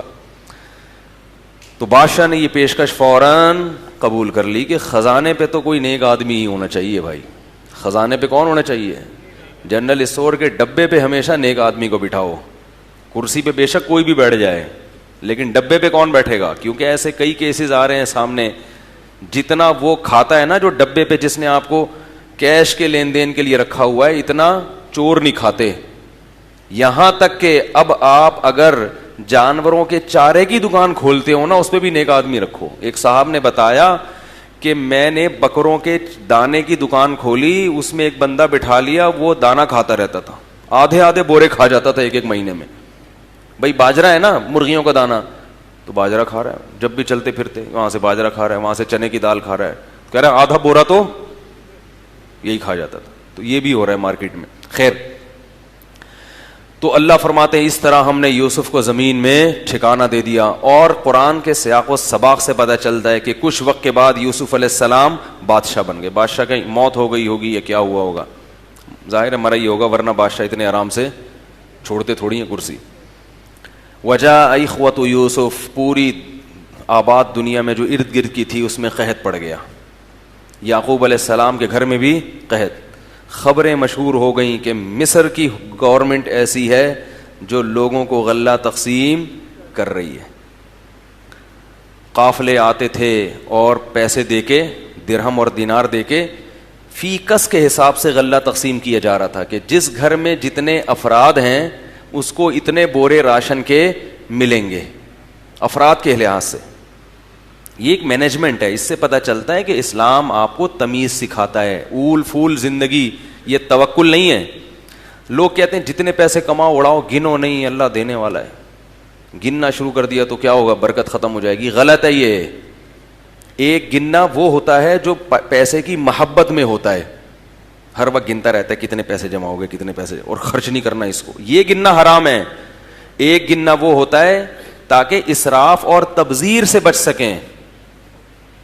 اسراف کسے کہتے ہیں اور تبذیر کسے کہتے ہیں؟ اسراف کیسے؟ اپنی ارننگ سے زیادہ خرچ نہ ہو جائے. بھائی جب گنیں گے تو پتہ چلے گا نا کہ میرے گھر میں کتنے ٹماٹر آ رہے ہیں, کتنے پیاز آ رہے ہیں, کتنا شادیوں پہ اڑا رہا ہوں میں, یعنی بچیوں کی, صحیح ہے, اور کتنا میں بیٹوں کی یا بچیوں کی یا کتنا فضول اڑا رہا ہوں. میری انکم اتنی ہے نہیں اور اڑا زیادہ رہا ہوں, تو اس سے بھی بچت ہو جائے گی. اور دوسرا تبذیر سے بچت ہوگی. تبذیر کہتے ہیں کہ اڑا تو اپنی انکم کے اندر ہی رہا ہے مگر غلط جگہوں پہ اڑا رہا ہے. کیا مطلب؟ جب آپ کیلکولیشن کرو گے, جب آپ کو پتا چلے گا یار اتنے میں نے غل غپاڑوں میں اڑا دیے, کیلکولیشن سے پتا چلے گا کہ یار اتنے پیسوں میں تو میں عمرہ کر سکتا تھا جو میں نے برگر اور پیزا میں اڑا دیے ہیں. اتنے پیسوں میں تو میں اگر یہ بچا کے رکھتا جو میں نے گٹکے اور پان میں اڑا دیے ہیں, اگر یہ اتنے پیسے میں بچا کے رکھتا تو 6 مہینے میں ایک سیمسٹر کی فیس نکل آتی. یہ کر لیتا, وہ کر لیتا, گاڑی خرید لیتا, موٹر سائیکل خرید لیتا, بہت کچھ. یہ مجھے تجربہ ہے. جب آپ آڈٹ کرتے ہیں اور آپ ہر چیز کو مینیج کر کے چلتے ہیں تو آپ کو پتہ چل رہا ہوتا ہے کہ میرے خرچ کرنے میں کہاں کہاں ایرر ہے. ایسے سمجھائیں یار, یہ باتیں پولیس کا کام تھا سمجھانا, جو میں سمجھا رہا ہوں آپ, اور پولیس سمجھاتی ہے تو فوراً سمجھ میں آ بھی جاتا ہے. مولوی صاحب سمجھاتے ہیں تو کون سمجھے گا بھائی. تو اس لیے کیلکولیٹ کرنا چاہیے ارننگ کتنی ہے اور خرچ کتنا کرنا ہے. ہاں ایک اشکال ہوگا کہ نبی صلی اللہ علیہ وسلم نے تو صحابہ کو فرمایا, حضرت عائشہ کو فرمایا, لا تو کی فیوقع علیک, روک کے مت رکھو, گنو مت, اللہ بھی پھر گن گن کے دے گا. اشکال ہوتا ہے نا. تو بھائی یہ اعلیٰ درجے کا توکل ہے, کیونکہ وہ اتنا اعلی معیار پر تھے کہ ان کو اگر ایک وقت کا کھانا نہیں ملتا تو وہ پریشان نہیں ہوتے, تو کوئی بات نہیں ملے, کوئی اگلی دفعہ مل جائے گا. تو ایسا ظرف اگر ہے کہ اڑاؤ اور کل کھانا نہ ملے, روٹی نہ ملے, تو کسی کے سامنے ہاتھ نہ پھیلاؤ, کوئی بات نہیں, بھوکے سو جاؤ. اتنا ظرف اگر ہے تو پھر تو ٹھیک ہے, لیکن اتنا ظرف مارکیٹ میں آج کل ہے نہیں. اور شریعت نے ہمیں اس مقام تک اور اس معیار تک توکل کا مکلف بھی نہیں بنایا, یعنی شریعت نے ہم پہ واجب بھی نہیں کیا ہے کہ اتنا توکل کرو. تو ہمیں نارمل جو اسلام کی جو بیسک جو نارمل تعلیمات ہیں نا نارمل لوگوں کے لیے, اسی کو فالو کرنا ہے. سمجھ رہے ہو کہ کسی کے سامنے ہاتھ پھیلانے کی نوبت. ہمارا تو مسئلہ یہ ہے کہ پیٹ بھرا ہوا ہو نا, صرف افطاری میں خربوزے کے پیسے نہ ہوں, اس پہ لوگوں سے قرضے مانگنا شروع کر دیتے ہیں کہ آج خربوزہ نہیں ہے گھر میں. تو ایسے لوگوں کو تو لوگوں کے سامنے ہاتھ پھیلانے سے بچنے کے لیے اپنے خرچوں کو کیا کرنا پڑے گا. مجھے یاد ہے میں کسی کے یہاں پہلے رہا کرتا تھا, 8-10 سال پرانی بات ہے, تو کرائے پہ رہتا تھا. تو وہ مالک مکان ایک دن آئے, اچھی بلی ان کی تنخواہ تھی یار, مجھے آ کے قرضہ مانگ رہے ہیں. میں نے کہا پتہ نہیں کیا ہو گیا, میں نے دے دیا. پتہ چلا جی خربوزے لینے گئے تھے, یہ اتنے سارے خربوزے اٹھا کے لائے. خربوزوں کے لیے کیا مانگا؟ قرضہ مانگا افطاری میں, رمضان میں. تو اس لیے میں جو باتیں کر رہا ہوں نا میں ایسے ہی پھینک نہیں رہا, اس کے پیچھے کوئی حقیقت ہوتی ہے. تو اس لیے ہر چیز کو کیا کرنے کا حکم ہے, تمیز سے لے کے چلو. اس سے انسان کو پتا ہوتا ہے کہ بھئی میرے پاس کتنا ہے, اور پھر اس میں صدقہ کرنے میں بھی مزہ آتا ہے. پھر صدقہ کیا کرو خوب کہ بھائی میری اتنی ارننگ ہے کہ میں تھوڑا سا روک کے صدقہ بھی کر سکتا ہوں. پھر وہ نکالو, دے دیا, ادھر بھی دیا, ادھر بھی دیا, ادھر بھی دیا. صدقہ تو خیرات سے تو خوب کرنا چاہیے.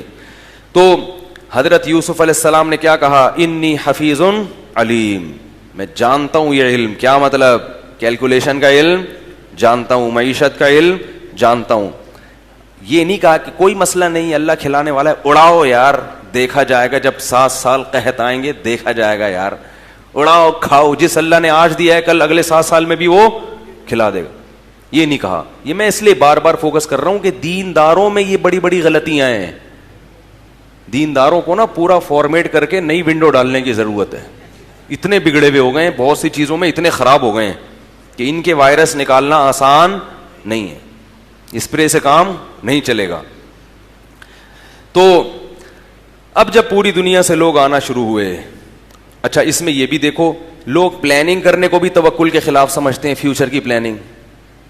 یوسف علیہ السلام نے جو خواب کی تعبیر بتائی کہ قحط آئے گا, تو پہلے سے پلاننگ کر لی نا کہ بھائی اگلے 7 سال کی تم نے کیا کرنی ہے, تیاری کرنی ہے. تو پتہ چلا پلاننگ کرنا بھی توکل کے خلاف نہیں ہے, اور اگلے 7 سال کی تیاری کرنا بھی توکل کے خلاف نہیں ہے. ہاں ایک اہم بات ہے جس پر میں کسی اور وقت بیان کروں گا, ابھی نہیں کیونکہ موضوع چینج ہو جائے گا, وہ یہ کہ ان چیزوں میں اعتدال ضروری ہے, وہمی نہ بن جائیں. جیسے کمانا ضروری ہے نا, آپ توکل کر کے بیٹھ جائے کہ اللہ کھلائے گا اللہ پلائے گا تو ناجائز ہے. کمانا ضروری ہے, اسباب ہے نا کمانا, لیکن کمانے میں کیا ہے, اعتدال.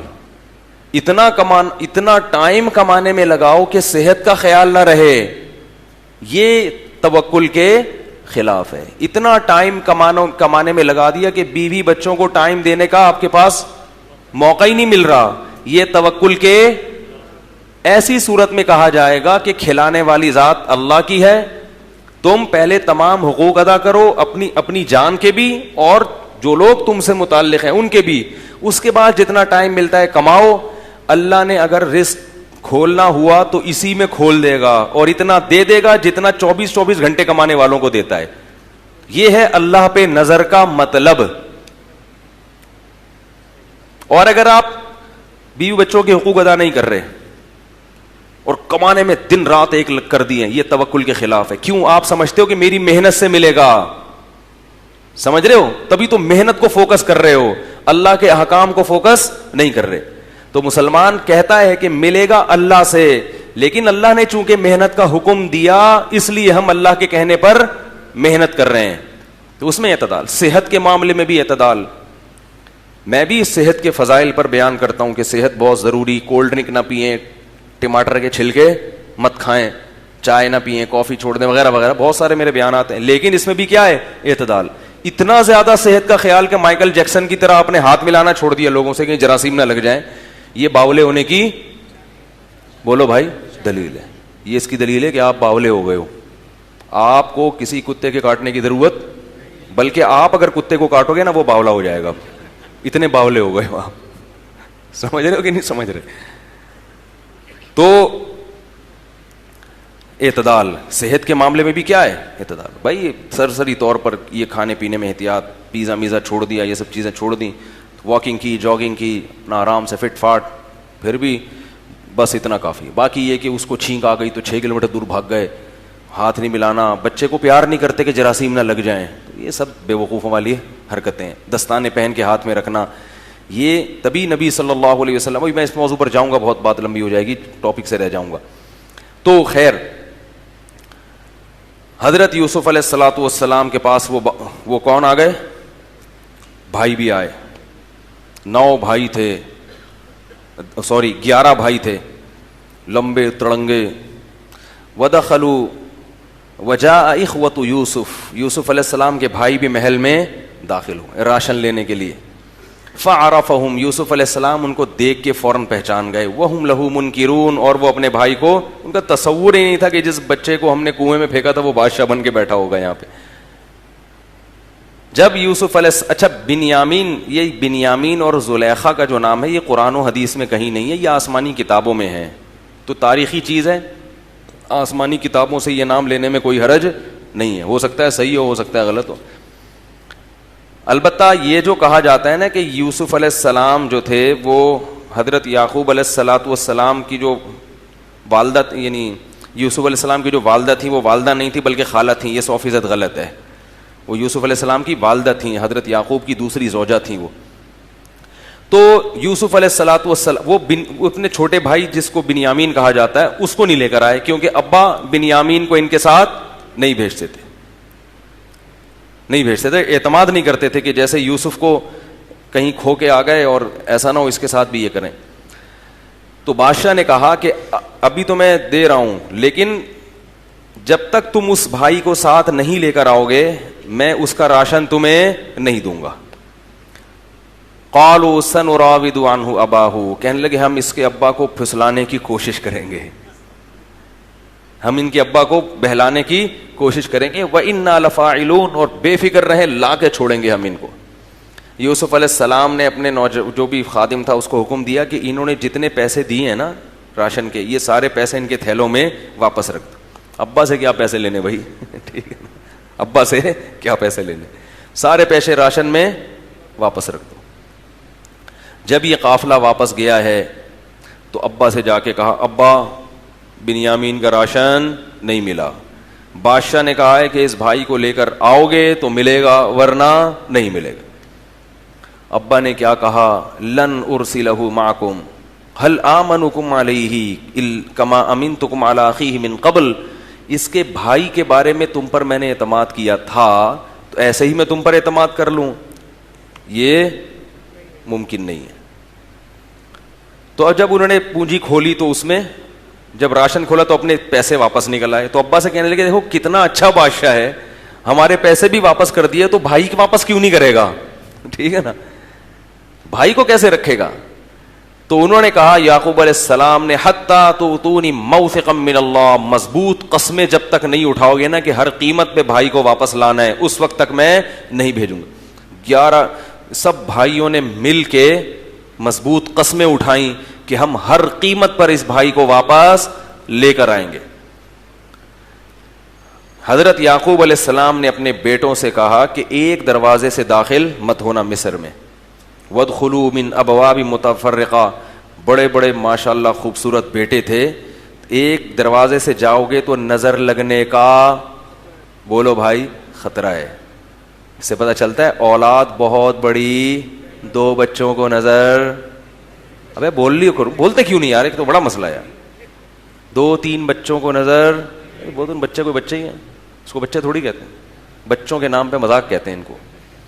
تو ان کو تھا یار بیٹے ہیں 11, لوگ بولیں گے, اور بیٹیاں اس کے علاوہ تھیں, لوگ بولیں گے کون ہے بھائی خوش قسمت جس کے فیملی پلاننگ والے پتہ کیا بتاتے ہیں, اتنے چھوٹے چھوٹے بچے, اوف کتنی ٹینشن. یہ نہیں بتاتے کہ بھائی یہ جب 11واں بچہ پیدا ہوگا تو پہلا بڑا ہو چکا ہوگا, ایک دم سے 12 نہیں ہو جاتے.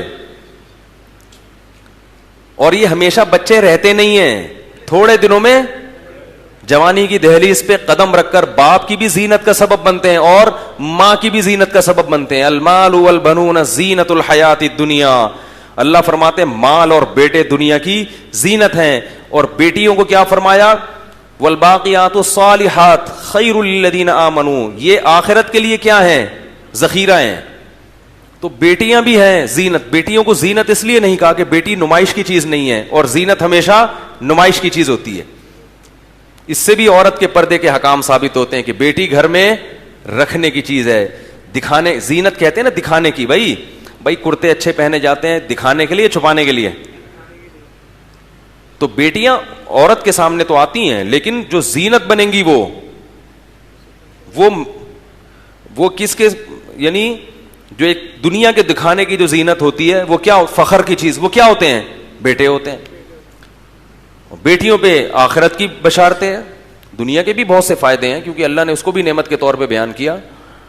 تو کہا کہ مختلف دروازوں سے داخل ہونا, اور یہ بھی کہا کہ ایک دل میں بس ایک کھٹک سی ہے وہ پوری کرنا چاہ رہا ہوں, ہوگا وہی جو اللہ کی مرضی ہوگی.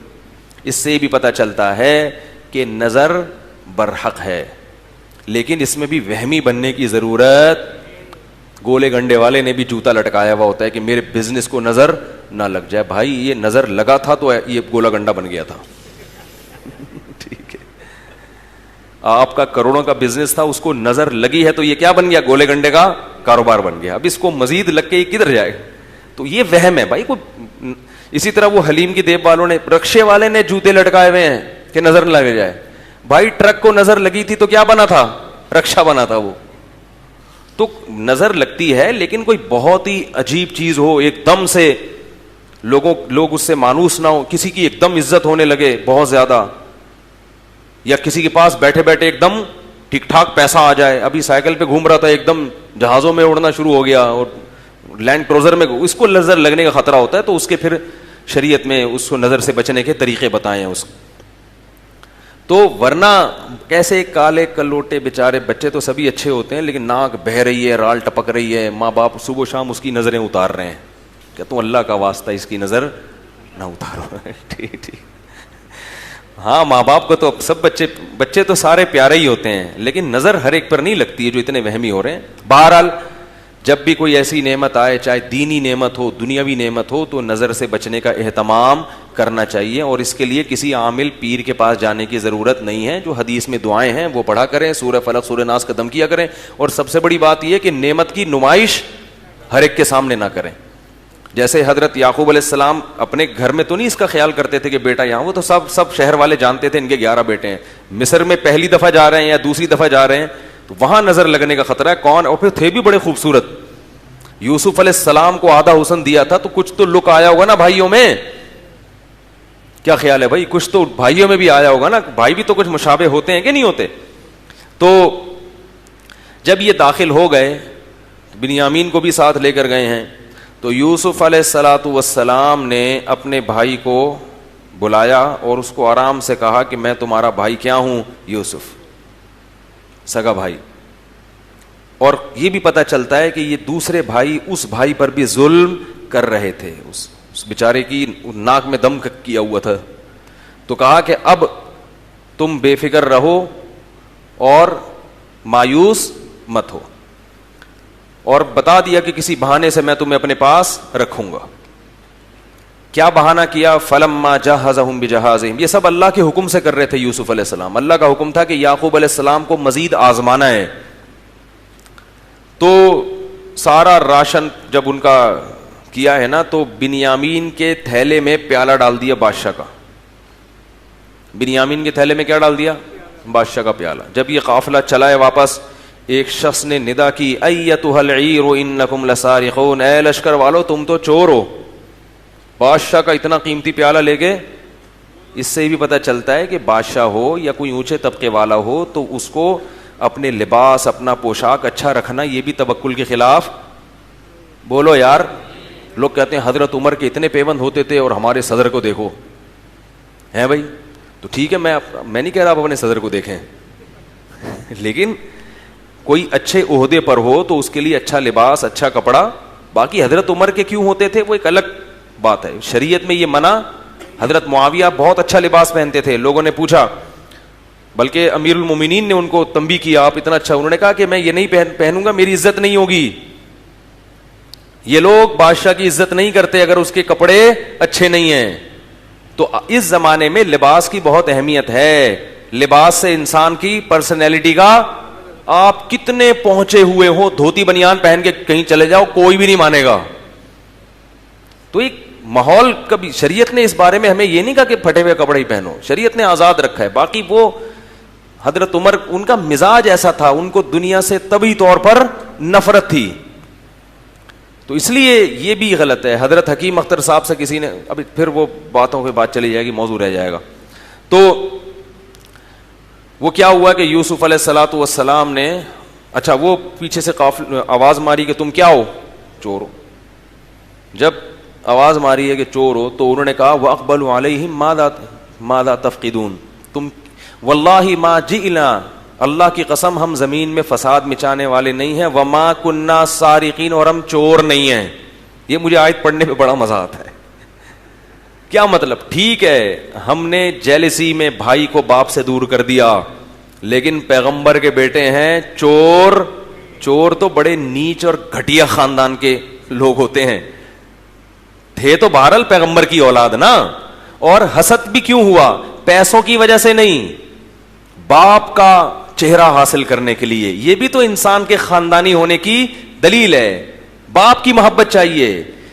ایسا نہیں کہ کسی لڑکی کے عشق میں حسد ہو رہا ہے کہ میں بھی ان کو پسند کرتا ہوں, وہ بھی اس کو پسند کرتے ہیں, تو اس کی شادی نہیں ہو میری شادی ہو. آج کل ان چیزوں پہ حسد چل رہا ہے. یوسف علیہ السلام کے بیٹوں کا حسد بھی کیسا خاندانی تھا.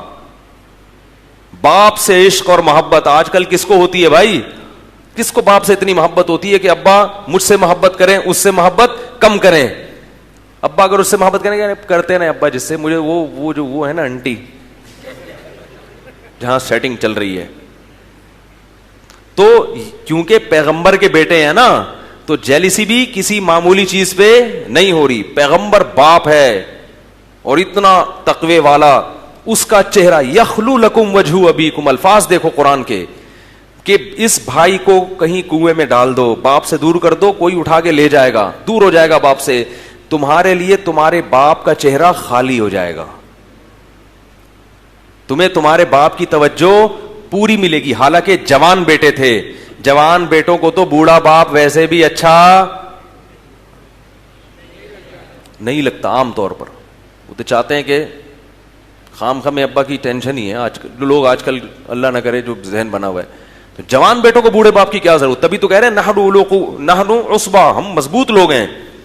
تو اس لیے میں کہتا ہوں کہ جو اونچے خاندان کے لوگ ہوتے ہیں نا, ان کی خطائیں بھی خاندانی ہوتی ہیں, گھٹیا خطائیں بھی وہ نہیں کرتے. تو اس لیے جب میں آیت پڑھتا ہوں بڑا مزہ آتا ہے کہ بھائی ما کننا سارقین, ہم لوگ چور نہیں ہیں. چور تو بڑے گھٹیا لوگ ہوتے ہیں, ادھر سے وہ اٹھا لیا, ہم لوگ ایسے نہیں ہیں بھائی, پیغمبروں کی اولادیں ہیں. تو فوراً کہا کہ اگر تم لوگوں کے سامان میں سے نکل گیا وہ پیالہ اور تم جھوٹے ثابت ہو گئے تو کیا سزا ہے.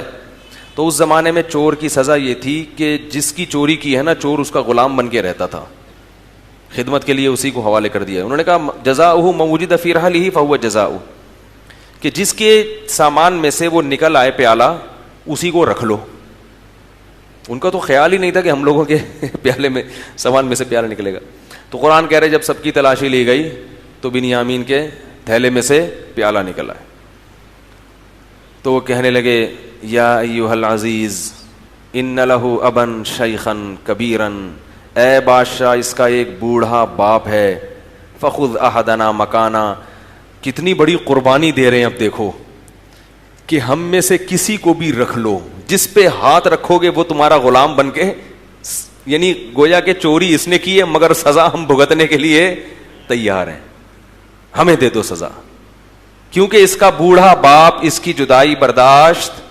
دیکھو اللہ کے فیصلے کیسے ہوتے ہیں, باپ کا ابھی ایک غم ختم نہیں ہوا ہے, محبوب ترین بیٹا وہ چھین لیا, کتنا عرصہ لگ گیا, اللہ دوسرا بیٹا بھی چھین رہا ہے. اس سے پتہ چلتا ہے کہ کسی پر مصیبتیں آنا یہ اللہ کے ناراض ہونے کی دلیل نہیں ہے. آج بھی تھوڑی دیر پہلے کسی کا فون آیا, میرے ساتھ یہ مسئلہ, میرے ساتھ یہ مسئلہ, مجھ سے پتہ نہیں کوئی گناہ ہو گیا ہے, میں کیا کروں. میں نے کہا کوئی گناہ نہیں ہوا, اللہ آپ کو اپنے قریب کرنا چاہتا ہے, ورنہ مولوی کو کدھر فون کرتے تم, کیا خیال ہے بھائی؟ مولوی کو کون فون, مولوی کو کون لفٹ کراتا ہے, مرنے پہ جنازہ ونازہ پڑھوا لیتے ہیں. تو شکر ہے خطرے نہیں کرواتے ہیں مولویوں سے, نائیوں سے کرواتے ہیں. سارے ایسے ایسے کام چھوٹے چھوٹے کس کے ذمہ لگائے ہوئے ہیں, مولاناؤں کے. تو میں نے کہا بھائی اللہ اپنے قریب کرنا چاہتا ہے. تو یعقوب علیہ السلام کا دوسرا بیٹا بھی چھن گیا, وہ رو رہے ہیں کہ ہم میں کسی ایک کو رکھ لو. انہوں نے کہا نہیں, معاذ اللہ, اللہ کی پناہ, کیسے رکھ لوں, جس نے کیے جرم وہ اسی کو رکھے. قرآن کہتا ہے فلما استیئسوا منہ خلصوا نجیا, جب یہ سارے بھائی مایوس ہو گئے, بڑا زور لگایا انہوں نے, تو یہ سب کنارے پہ جا کے آپس میں سرگوشی کرنے لگے, یار مشورہ دو کیا کریں بھائی. قال کبیرہم, جو بڑا تھا نا بڑا بھائی, اس نے کہا الم تعلموا, تم جانتے نہیں کہ باپ سے کتنی مضبوط قسمیں لی تھی ہم نے, اور اس سے پہلے یوسف کے بارے میں ہم نے کیا کیا ہے, لہذا لن ابرح الارض, میں تو یہیں رہوں گا. بڑا ہونے کا ناجائز فائدہ ہر دور میں اٹھایا جاتا رہا ہے. میں کیا میں گھر نہیں جاؤں, حتی یأذن لی ابی, جب تک ابا مجھے خود نہیں بلائے گا, او یحکم اللہ لی, یا اللہ مجھے موت نہیں دے دے گا, میں ادھر ہی پڑ جاؤں گا, مر جاؤں گا, کوئی بات نہیں, قحط سے مر جاؤں, بھوک سے مر جاؤں. ارجعوا الی ابیکم, تم سب جاؤ باپ کے پاس, فقولوا, اور جا کے کہو, یا ابانا ان ابنک سرق, ابا آپ کے بیٹے نے چوری کر لی ہے, وما علمنا وما شہدنا الا بما علمنا, ہم وہی کہہ رہے ہیں جس کا ہمیں علم ہے, اور ہمیں غیب کا علم نہیں تھا کہ بیٹا یہ کام بھی کر سکتا ہے, یہ حرکت بھی کر لے گا یہ. اور ابا کو کہو واسأل القریۃ التی کنا فیہا, ابا آ کے خود بستی والوں سے پوچھ لو, اور جو قافلے آ رہے ہیں ان سے پوچھو. وَإِنَّا لَصَادِقُونَ, اللہ کی قسم ہم سچ بول رہے ہیں. پوری سمجھا کے نا, پوری کہانی ایسے جا کے ابا کو سمجھانا, ہم ادھر ہی ہیں آرام سے, ہم نہیں جائیں گے, ہم نہیں جائیں گے. اب یعقوب علیہ السلام کدھر تفتیش کے لیے جاتے ہو, تو بوڑھے ہو گئے تھے.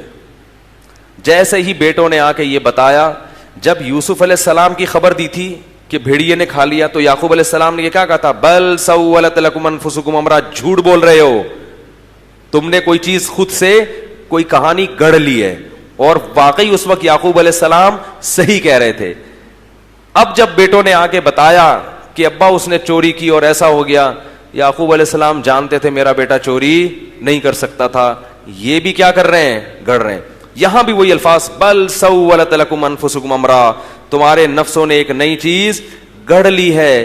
پہلے بھی کہا فصبر جمیل, صبر کے علاوہ کوئی راستہ نہیں ہے. اب بھی کہا فصبر جمیل, صبر کے علاوہ کوئی راستہ نہیں ہے. اس سے پتہ چلتا ہے کہ پیغمبر عالم الغیب, حالانکہ اب وہ بیٹے اپنے خیال کے مطابق صحیح کہہ رہے تھے. اس سے پتہ چلتا ہے کہ بھائی ہم یقین کو نہیں جانتے, ہم قرائن کو دیکھ کر اندازے لگاتے ہیں, اور وہ قرائن کبھی غلط بھی ہو سکتے ہیں. اب جب صبر جمیل کیوں, کہ بیٹوں کا کیا اکھاڑیں گے بھائی, بیٹوں کو کیا بگاڑ سکتے, کہاں سے نکلوائیں ان کو. تو کیا کہہ رہے ہیں, صبر جمیل اس صبر کو کہتے ہیں جس میں ذرہ برابر بھی اللہ سے شکایت نہ ہو کہ اللہ یہ تو نے میرے ساتھ کیا کر دیا. اب زبان سے تو شکر کے الفاظ, صبر کے الفاظ, لیکن اندر کی حالت قرآن بیان کرتا ہے کہ جب دوسرا بیٹا بھی گیا تو وَتَوَلَّى عَنْهُمْ, اپنے بیٹوں سے منہ موڑا اور کہنے لگے یا اسفا علی یوسف, ہائے افسوس یوسف پر. وَابْيَضَّتْ عَيْنَاهُ مِنَ الْحُزْنِ, اور غم سے روتے روتے ان کی آنکھوں کی بینائی چلی گئی.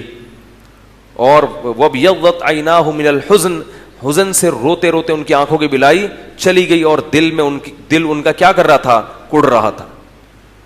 تو ان کی جو بیٹیاں تھیں اور دوسرے جو بہویں یا جو بھی گھر کی عورتیں, انہوں نے کہا تاللہ تفتأ تذکر یوسف حتی تکون حرضا او تکون من الہالکین, اللہ کی قسم آپ اب تک یوسف کو یاد کر رہے ہو, کہیں آپ کی موت واقع نہ ہو جائے. تو یعقوب علیہ السلام جواب میں کیا کہتے ہیں, انما اشکو بثی وحزنی الی اللہ, میں اپنا غم اللہ کے سامنے بیان کر رہا ہوں, تمہارے سامنے بیان نہیں کر رہا. وَأَعْلَمُ مِنَ اللَّهِ مَا لَا تَعْلَمُونَ, اللہ کے بارے میں وہ کچھ جانتا ہوں جو تم نہیں جانتے. مجھے پتا ہے کہ یہ غم ہے, لیکن اس میں میرے رب کی کوئی نہ کوئی مصلحت ہے, کیونکہ محبوب جب محبوب کو تکلیف دیتا ہے وہ تکلیف کسی راحت کا پیش خیمہ ہوتی ہے. رو بھی رہے ہیں, آنکھوں کی بینائی بھی چلی گئی, مگر زبان سے کیسے صبر کے الفاظ کہہ رہے ہیں. اور پھر بیٹوں سے کہا کہ مجھے پتا ہے کہ نہ یوسف قتل ہوا, نہ اسے بھیڑیے نے کھایا, نہ بنیامین, جاؤ دونوں بیٹوں کو تلاش کر کے لے کر آؤ. یا بنی اذهبوا فتحسسوا من یوسف واخیہ ولا تیأسوا من روح اللہ, اللہ کی رحمت سے مایوس مت ہو, انہ لا ییأس من روح اللہ الا القوم الکافرون, اللہ کی رحمت سے وہی مایوس ہوتا ہے جو خدا کا منکر ہے. دیکھو ہمیں جب غم پہنچتا ہے نا, ہم کیسی الٹی باتیں, یار اللہ کو میں ہی ملا تھا تکلیف پہنچانے کے لیے, میری تو قسمت میں خوشی ہے ہی نہیں, ایک مصیبت ختم نہیں ہوتی دوسری, مجھے تو لگتا ہے کہ اللہ نے میرے ساتھ ہی پتہ نہیں میں ہی ملا ہوں. اس طرح کی الٹی باتیں شروع کر دیتے ہیں. بھائی ہم غلام ہیں, غلام کی نہیں چلتی, چلے گی کس کی, اللہ کی چلے گی. تو کہہ رہے ہیں کہ اللہ کی رحمت سے مایوس مت ہو. کتنا حوصلہ ہے دیکھو. اب بیٹے دوبارہ راشن لینے کے لیے گئے اور لٹے پٹے, پونجی بھی کیا ہو گئی, ختم, تھوڑی سی رہ گئی. تو گئے ہیں, فلما دخلوا علیہ, جب بادشاہ کے پاس گئے کہنے لگے یا ایھا العزیز, اے بادشاہ, مسنا واہلنا الضر, ہمیں اور ہمارے گھر والوں کو بڑی تکلیفیں پہنچ رہی ہیں, بڑے غم آئے ہیں. جیسے آدمی غریب ہوتا ہے نا تو کہتا ہے یار بھائی بھی بیمار ہے, بہن بھی بیمار ہے, یہ بھی مسئلہ, یہ بھی مسئلہ. ایک تو غربت اوپر سے, قحط اوپر سے, اور درجنوں مسائل. مسئلہ واہلنا الضر, بڑی قسم پرسی میں آئے ہیں, بڑے غم پہنچے ہیں ہمیں, بتا نہیں رہے کیا غم ہے. وجینا ببضاعۃ مزجاۃ, اور راشن کے جتنے پیسے ہونے چاہیے تھے نا وہ پیسے بھی ہمارے پاس نہیں ہے. پونجی بھی جتنی آپ نے ریٹ طے کی ہے نا وہ ریٹ ہمارے پاس نہیں ہے. فاوفی لنا الکیل, تو آپ ایسا کریں کہ پیسے تھوڑے لے لیں اور راشن پورا دے دیں. فاوفی لنا الکیل وتصدق علینا, اور صدقہ کر دیں ہمارے اوپر. ان اللہ یجزی المتصدقین, اللہ صدقے کرنے والوں کو اچھی جزا دیتا ہے, اللہ آپ کو اس کا اجر دے گا. جب یوسف علیہ السلام نے دیکھا نا کہ یہ بالکل قسم پرسی میں مبتلا ہو گئے ہیں, بہت سخت ٹینشن میں ہیں, تو یوسف علیہ السلام نے کہا هل علمتم ما فعلتم بیوسف واخیہ اذ انتم جاہلون, تمہیں پتا ہے کہ تم نے یوسف اور اس کے بھائی کے ساتھ کیا کیا تھا. جب بھائیوں نے یہ الفاظ سنے ہیں تو فوراً کہتے ہیں اِنَّكَ لَأَنْتَ یوسف, کہیں آپ یوسف تو نہیں ہو. کیسے انہوں نے اندازہ لگایا دیکھو کہ بھئی یہ واقعہ تو یوسف کے علاوہ کسی کو معلوم تھا ہی نہیں, اور یقیناً شباہت بھی تھوڑی تھوڑی تو آتی ہوگی نا, کنفیوز تو تھے. جیسے ہی یہ کہا, سوال کا جواب نہیں دیا کہ ہم نے کیا کیا کیا نہیں کیا. جب انہوں نے کہا کہ تمہیں پتا ہے یوسف کے ساتھ تم نے کیا کیا, تو فوراً پکار اٹھے اِنَّكَ لَأَنْتَ یوسف, کیا واقعی تم تو یوسف نہیں ہو. قال انا یوسف, یوسف علیہ السلام نے کہا ہاں میں یوسف ہوں اور یہ میرا بھائی. قد من اللہ علینا, تحقیق اللہ نے ہم پر بہت بڑا احسان کیا. انہو, اور بات یہ ہے, کیسا عجیب کلام ہے. انہو کا مطلب کیا ہے, یہ ضمیر شان کہلاتی ہے. قصہ یہ ہے, ایکچولی مسئلہ یہ ہے, بات یہ ہے, من یتقی ویصبر, جو تقوی اختیار کرتا ہے اور صبر سے کام لیتا ہے, فإن اللہ لا یضیع اجر المحسنین, ایسے نیک لوگوں کی محنت کو اللہ ضائع نہیں کرتے, ضائع نہیں کرتے. تو فوراً جو حسد کا شکار تھے نا, جو تھوڑی سی نعمت پہ جل رہے تھے کہ اس کو اچھے اچھے خواب کیوں آ رہے ہیں, ٹھیک ہے نا, اور ابا کا لاڈلا کیوں ہے, اب تو بالکل جل کے ختم ہو جانا چاہیے تھا کہ تو بادشاہ بن گیا. اب کیا کہہ رہے ہیں, تاللہ لقد آثرک اللہ علینا, اللہ کی قسم اللہ نے تجھے ہم پر ترجیح دی ہے. وہ حسد کیا ہو گئی, ختم. کتنا جلیں کتنا حسد کریں, جب اللہ کسی کو نوازنا چاہے تو ہم جل جل کے حسد کر کے اپنا ہی خون جلا سکتے ہیں. ہم نے تو اس کا نقصان پہنچانے میں کوئی کسر نہیں چھوڑی تھی, اور حاسد کبھی جس سے حسد کرتا ہے اس کے منہ پہ اس کی تعریف نہیں کرتا, لیکن اب منہ پہ تعریف کر رہے ہیں. تاللہ لقد آثرک اللہ علینا, اللہ کی قسم اللہ نے تجھے ہم پر فضیلت دی ہے. وَإِن كُنَّا لَخَاطِئِينَ, اور ہم واقعی گنہگار تھے, ہم سے غلطی ہوئی. یوسف علیہ السلام نے فوراً کہا لا تثریب علیکم اليوم, تم پر کوئی گناہ نہیں ہے, کوئی سزا نہیں ہے. یغفر اللہ لکم, اللہ بھی تمہیں کیا کرے, معاف کر, کچھ نہیں, بھول جاؤ کیا ہوا تھا. اور کہا کہ اذهبوا بقمیصی ھذا, میرا یہ کرتا لے کے جاؤ اور میرے والد کے چہرے پہ ڈال دو, یأتی بصیرا, ان کی نگاہیں لوٹ آئیں گی. جب وہ کرتا لے کے خوشخبری دینے والا بھاگتا ہوا, قافلے تو آرام آرام سے آتے ہیں نا, ایک بیٹا کیا کیا, اس نے کہا میں فوراً کرتا لے جا کے ابا کو خوشخبری سناتا ہوں. قرآن کہتا ہے کہ جب یعقوب علیہ السلام وہ وہاں سے مصر سے چلا ہے نا وہ قاصد, تو یعقوب علیہ السلام نے اپنے گھر کی عورتوں کو جمع کر کے کہا انی لاجد ریح یوسف لولا ان تفندون. کیسا عجیب الفاظ ہے کہ مجھے یوسف کی خوشبو آ رہی ہے, اگر تم یہ نہ ہو کہ بڑھاپے میں میرا دماغ کام کرنا چھوڑ دیا ہے. تم اگر یہ نہ کہو نا کہ ابا بوڑھے ہو کر عجیب عجیب سی باتیں کر رہے ہیں, تو میں تمہیں صحیح بتاؤں مجھے یوسف کی خوشبو محسوس ہو رہی. تو وہ گھر کی عورتوں نے کیا کہا, تاللہ انک لفی ضلالک القدیم, ابا ابھی تک پرانی غلطی میں ہی پڑے ہوئے ہو, بڑھاپے میں وہ پرانی باتیں یاد آ رہی ہیں. فلما ان جاء البشیر, فرمایا جب خوشخبری دینے والا آیا اور کرتا ابا کی آنکھوں پہ ڈالا اور بینائی واپس لوٹ آئی. قال الم اقل لکم, تو یعقوب علیہ السلام نے فرمایا میں نے نہیں کہا تھا, انی اعلم من اللہ ما لا تعلمون, اللہ کے بارے میں وہ کچھ جانتا ہوں جو تم نہیں جانتے. سب بیٹے پہنچ گئے, کہنے لگے یا ابانا استغفر لنا, اے ابا ہمارے لیے اللہ سے توبہ کیجیے. اللہ سے کیا کریں؟ استغفار کریں, بڑا جرم ہوا ہم سے. یعقوب علیہ السلام نے فرمایا سوف استغفر لکم ربی, ان قریب اپنے رب سے تمہارے لیے معافی مانگوں گا. یہ ان قریب کیوں کہا؟ علماء نے لکھا ہے کہ تہجد کے وقت کا انتظار کر رہے تھے. تہجد میں دعائیں بولو بھائی زیادہ قبول ہوتی ہیں. تو اللہ تعالیٰ وہ قرآن میں ہے کہ یوسف علیہ السلام نے بھائیوں کو یہ بھی کہا کہ وَأْتُونِي بِأَهْلِكُمْ أَجْمَعِينَ, پورے خاندان کو لے کے کہاں جاؤ؟ مصر میں. کہتے ہیں کہ یعقوب علیہ السلام اکیلے تھے جب کنوارے تھے, اور اب جب یعقوب علیہ السلام شام سے چلے ہیں مصر, تو 90 افراد تھے خاندان کے. اس لیے بڑا خاندان اللہ کی بولو بھائی نعمت ہے, بڑھاپے میں عزت اور عظمت کا سبب بنتا ہے. اور چھوٹا خاندان فیملی نہیں ہے تو محبت کیا, بلیاں پالنی پڑیں گی تمہیں محبت کے لیے, کتے پالنے پڑیں گے. دیکھو یورپ کا حشر کیا ہوا ہے, کتے بلیوں سے دل بہلا کے زندگی گزار رہے ہیں, محبتیں ہی نہیں ملتی.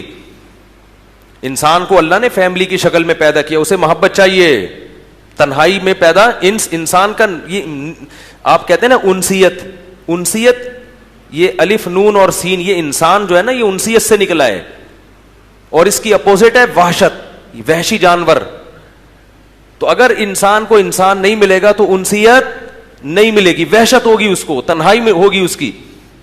خیر, تو بس میں ابھی اس کو ختم کرتا ہوں, پھر باقی واقعہ کل بیان کریں گے, وقت بہت زیادہ ہو گیا. تو بہرحال یہ قافلہ پھر گیا ہے کہاں؟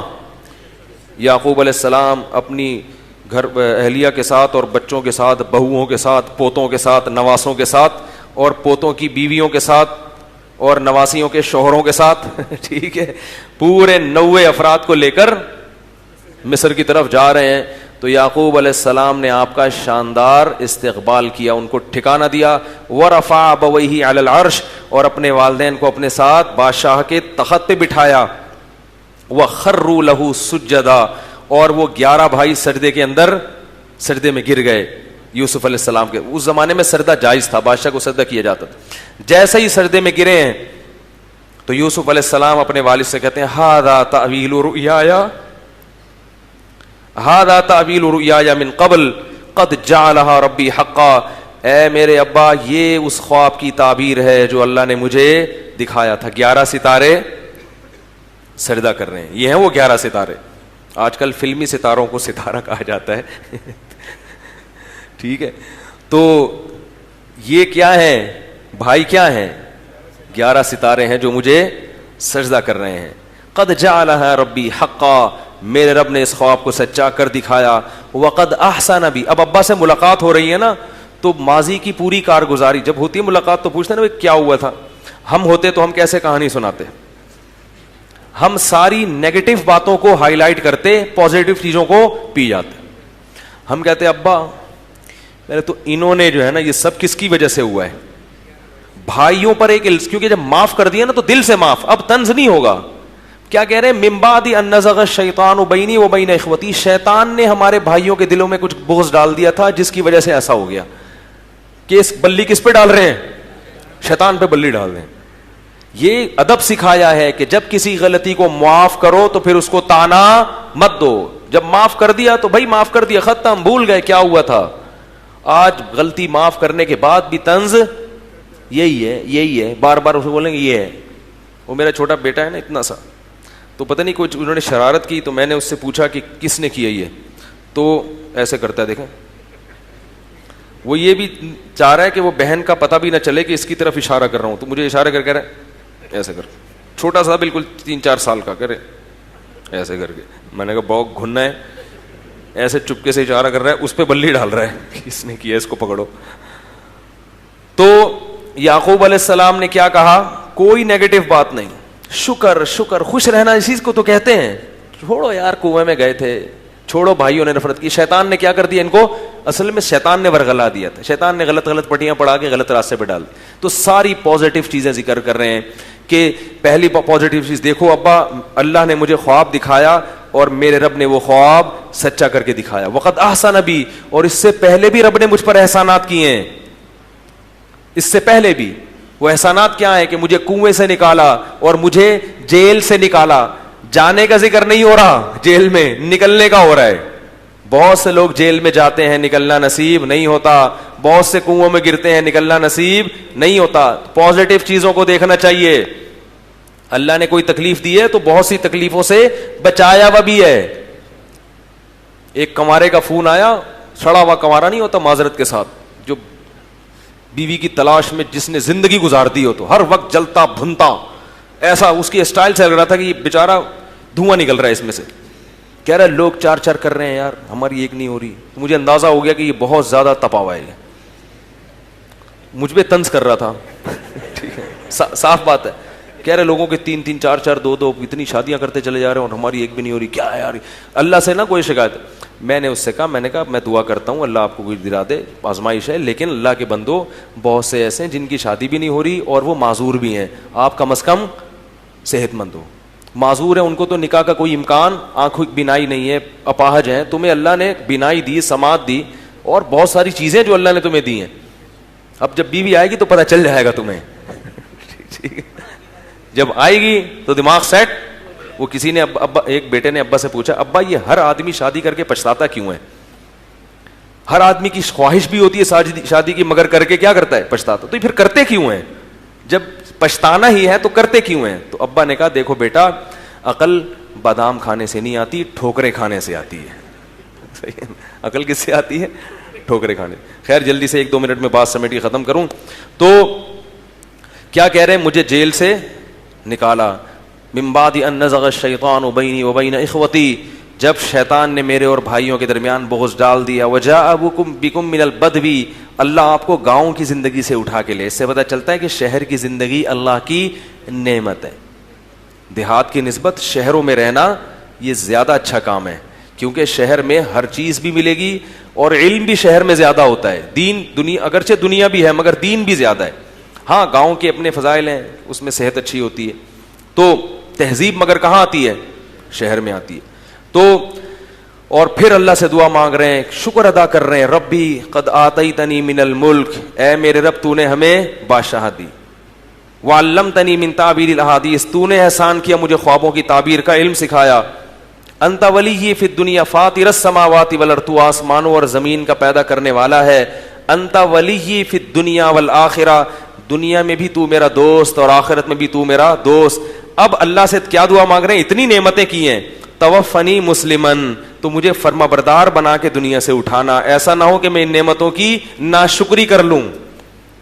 پیغمبر کو اپنے بارے میں ڈر ہو رہا ہے کہ کہیں ناشکری نہ ہو جائے. والحقنی بالصالحین, اور نیک لوگوں میں ہی شامل کر دے مجھے. کتنی تواضع ہے کہ میں تو ایک عام سا مسلمان ہوں اور میں چاہتا ہوں کہ نیک لوگوں میں میرا شمار ہو جائے. ہمارے ہاں تھوڑا سا علم آ جائے تو پورا ایک نیا فرقہ بنا کے سب مسلمانوں پہ گمراہی کے فتوے لگا دیتے. یہ سارے ایسے ہی ہیں. میں ایک نیا فرقہ لانچ کر رہا ہوں معاشرے میں, مارکیٹ میں. ہمیشہ پیغمبروں نے دعا کیا ہے, اللہ جیسے دیگر مسلمان ہیں تو ہمیں بھی ان میں شامل کر دے, نیک لوگوں میں. حالانکہ پیغمبر اپنے وقت میں سب سے افضل ترین مسلمان ہوتے ہیں. تو میں جلدی سے بات سمیٹوں. ہم ہوتے تو کیا کرتے؟ ہم کہتے ابا, جب ملتے نا ابا سے ٹھیک, ابا سے کہتے ابا کچھ نہ پوچھو کیا گزری, کچھ نہ پوچھو انہوں نے مروایا. وہ تو اتفاق سے کوئی قافلہ آ گیا نکل گیا, ورنہ ہم تو یعنی جو نعمتیں ہو رہی ہیں وہ اتفاق کے کھاتے میں ڈال دو. اتفاق فاؤنڈیشن وہ ایک ایسے ہی ایک اتفاق سے ہو گیا کہ کنویں سے نکل گئے تھے. اور پھر ابا میں جب غلاموں کی طرح بازاروں میں بکاؤں, ایک اتنے اونچے خاندان کا شہزادہ ہو کے کس طرح بازار میں فروخت ہو رہا ہوں. اور پھر چلو اتفاق سے بادشاہ کے محل میں اچھا ٹھکانہ مل گیا, ایئر کنڈیشن لگا ہوا تھا, وہاں گرمی شرمی نہیں تھی, لیکن تہمت لگا دی. میں تو بچاؤں گناہ سے اور الٹا میرے اوپر تہمت لگ گئی, اور پھر مجھے جیل بھجوا دیا. اور پھر جیل میں میں احسان کر رہا ہوں, خوابوں کی تعبیریں بتا رہا ہوں, پھر بھی میرے ساتھ کوئی اچھا سلوک نہیں ہو رہا. اور جس بندے کو میں نے کہا کہ بادشاہ کو جا کے بتاؤ, وہ کمبخت بھول گیا. اس کمبخت پہ میں نے احسان کیا اور وہ کمبخت بھول گیا. تو یہ تو اللہ کا پتہ نہیں کیا معاملہ ہے, لگ رہا ہے کسی نے کچھ کر دیا ہے. ہاں اصل میں پھر لہذا فلیتے تعویذ پلیتے آئندہ ایسا نہ ہو ابا, لہذا روحانی علاج والوں سے رابطہ کرو, استخارہ نکلواؤ. کوئی چکر ہے, کوئی بندش ہے, آپ کے ساتھ بھی ایک بیٹا گما پھر دوسرا بھی, چلو ایک گمتا ہے دوسرا بھی گم گیا, یقیناً وہ پڑوسی جو مسور کی دال رکھ کر گئے تھے ہمارے دروازے پر, مجھے تو انہی پہ شک جا, یہ مسلمان کی سوچ بتا رہا ہوں, مجھے تو سارا شک کس پہ جا رہا ہے, انہی پہ جا رہا ہے. مسور کی دال گیٹ پہ رکھ کے چلے جائیں, کسی کو پاگل ہو جائے گا, اس کو پتہ نہیں کیا کر دیا. تو وہ سارا جو ہے نا یہ ہوتا رہتا ہے. پھر کہتے ہیں وہ جیل سے پھر نکلا ہی نہیں, پھر اتنے عرصے بعد جا کے نکلا ہوں تو کچھ تھوڑا سکون کا میں نے سانس لیا. پھر ابا اپنا غم سناتے ہیں وہاں بیٹھ کے. تو پیغمبروں کی یہ اللہ نے اتنا بہترین واقعہ بتایا اس سیرت میں, بڑے اچھے اسباب. میں یہ نہیں کہہ رہا کہ غم میں رونا غلط ہے, غم میں انسان روتا بھی ہے, دکھ سنانا بھی جائز ہے. کوئی پریشانی ہے, آپ اپنی پریشانی کسی کے ساتھ شیئر کر سکتے ہیں, مگر اللہ سے شکایت کا مطلب اللہ پہ الزامات مت لگاؤ, یہ ہے صبر کا مطلب. غم میں رونے کی بھی اجازت ہے, فنٹر زیادہ بننے کی کوشش, جب آدمی غم میں صبر بہت کرے نا, روئے نہیں, تو اس کا دماغ پہ نقصان ہوتا ہے. نارمل رہنا چاہیے, غم ہے تو ہائے ہوئے بھی ہوگا, تکلیف ہو رہی ہے تو ہائے کرو. حضرت مولانا اشرف تھانوی نے لکھا ہے کہ بعض لوگوں کو تقوی کا ہیضہ ہو جاتا ہے, اتنا سخت درد ہو رہا ہے مگر او آ ای نہیں کر رہے, ایسے نہ روک کے بیٹھے ہوئے کہ کہیں یہ ثواب میں کمی نہ ہو جائے. بھائی پیٹ میں درد ہو رہا ہے تو تھوڑا آو کر لو یار, اس سے تھوڑا سکون مل جاتا ہے نا انسان کو, سامنے والے کو بھی پتہ چل جاتا ہے کہ یار اس کے پیٹ میں درد ہو. تو یہ صبر کے خلاف نہیں ہے. صبر کے خلاف کیا ہے کہ آپ شریعت کی خلاف ورزی شروع کر دیں, گناہ میں شراب پینا سکون کے لیے لوگ کرتے ہیں, نمازیں چھوڑنا شروع کر دی سکون کے لیے, گھر والوں کو خام خواہ میں مارنا پیٹنا شروع کر دیا, ڈرگس لینا شروع کر دی, یا اللہ پر الزامات کہ یار میں ہی ملا ہوں, یا روحانی والوں کے پاس جانا شروع کر دیا, میں اس کو بھی غلط سمجھتا. تو یہ جو ہے نا اللہ پہ الزامات اور یہ سب چیزیں یہ ناشکری میں آتی ہیں. باقی ہائے ہوئے اعتدال سے اگر ہو, یعنی کہ مرثیے شروع کر دی آپ نے, پتہ چلا ماتم شروع کر دیے, وہ نہیں. تو اعتدال سے اگر غم ہوتا ہے, جیسے یوسف علیہ السلام بھی تو, یعقوب علیہ السلام بھی تو روئے نا, روئے وہ بھی تو وہ تو فطرت ہے انسان کی. اللہ تعالیٰ اس صورت میں ہمیں جو اسباق ملتے ہیں وہ اسباق پوری طرح سے سمجھنے کی توفیق عطا فرمائے, اور دعا یہی کرنی چاہیے کہ اللہ ہم سب کو عافیت والی زندگی دے, کوئی غم پریشانی ہماری زندگی میں نہ ہو. ہم کمزور ہیں, ہم غموں کا تحمل نہیں کر سکتے. نعمتیں دے اور شکر کی توفیق دے. اور اگر اللہ نہ کرے کوئی غم مقدر ہے تو پھر اس میں صبر کی توفیق دے.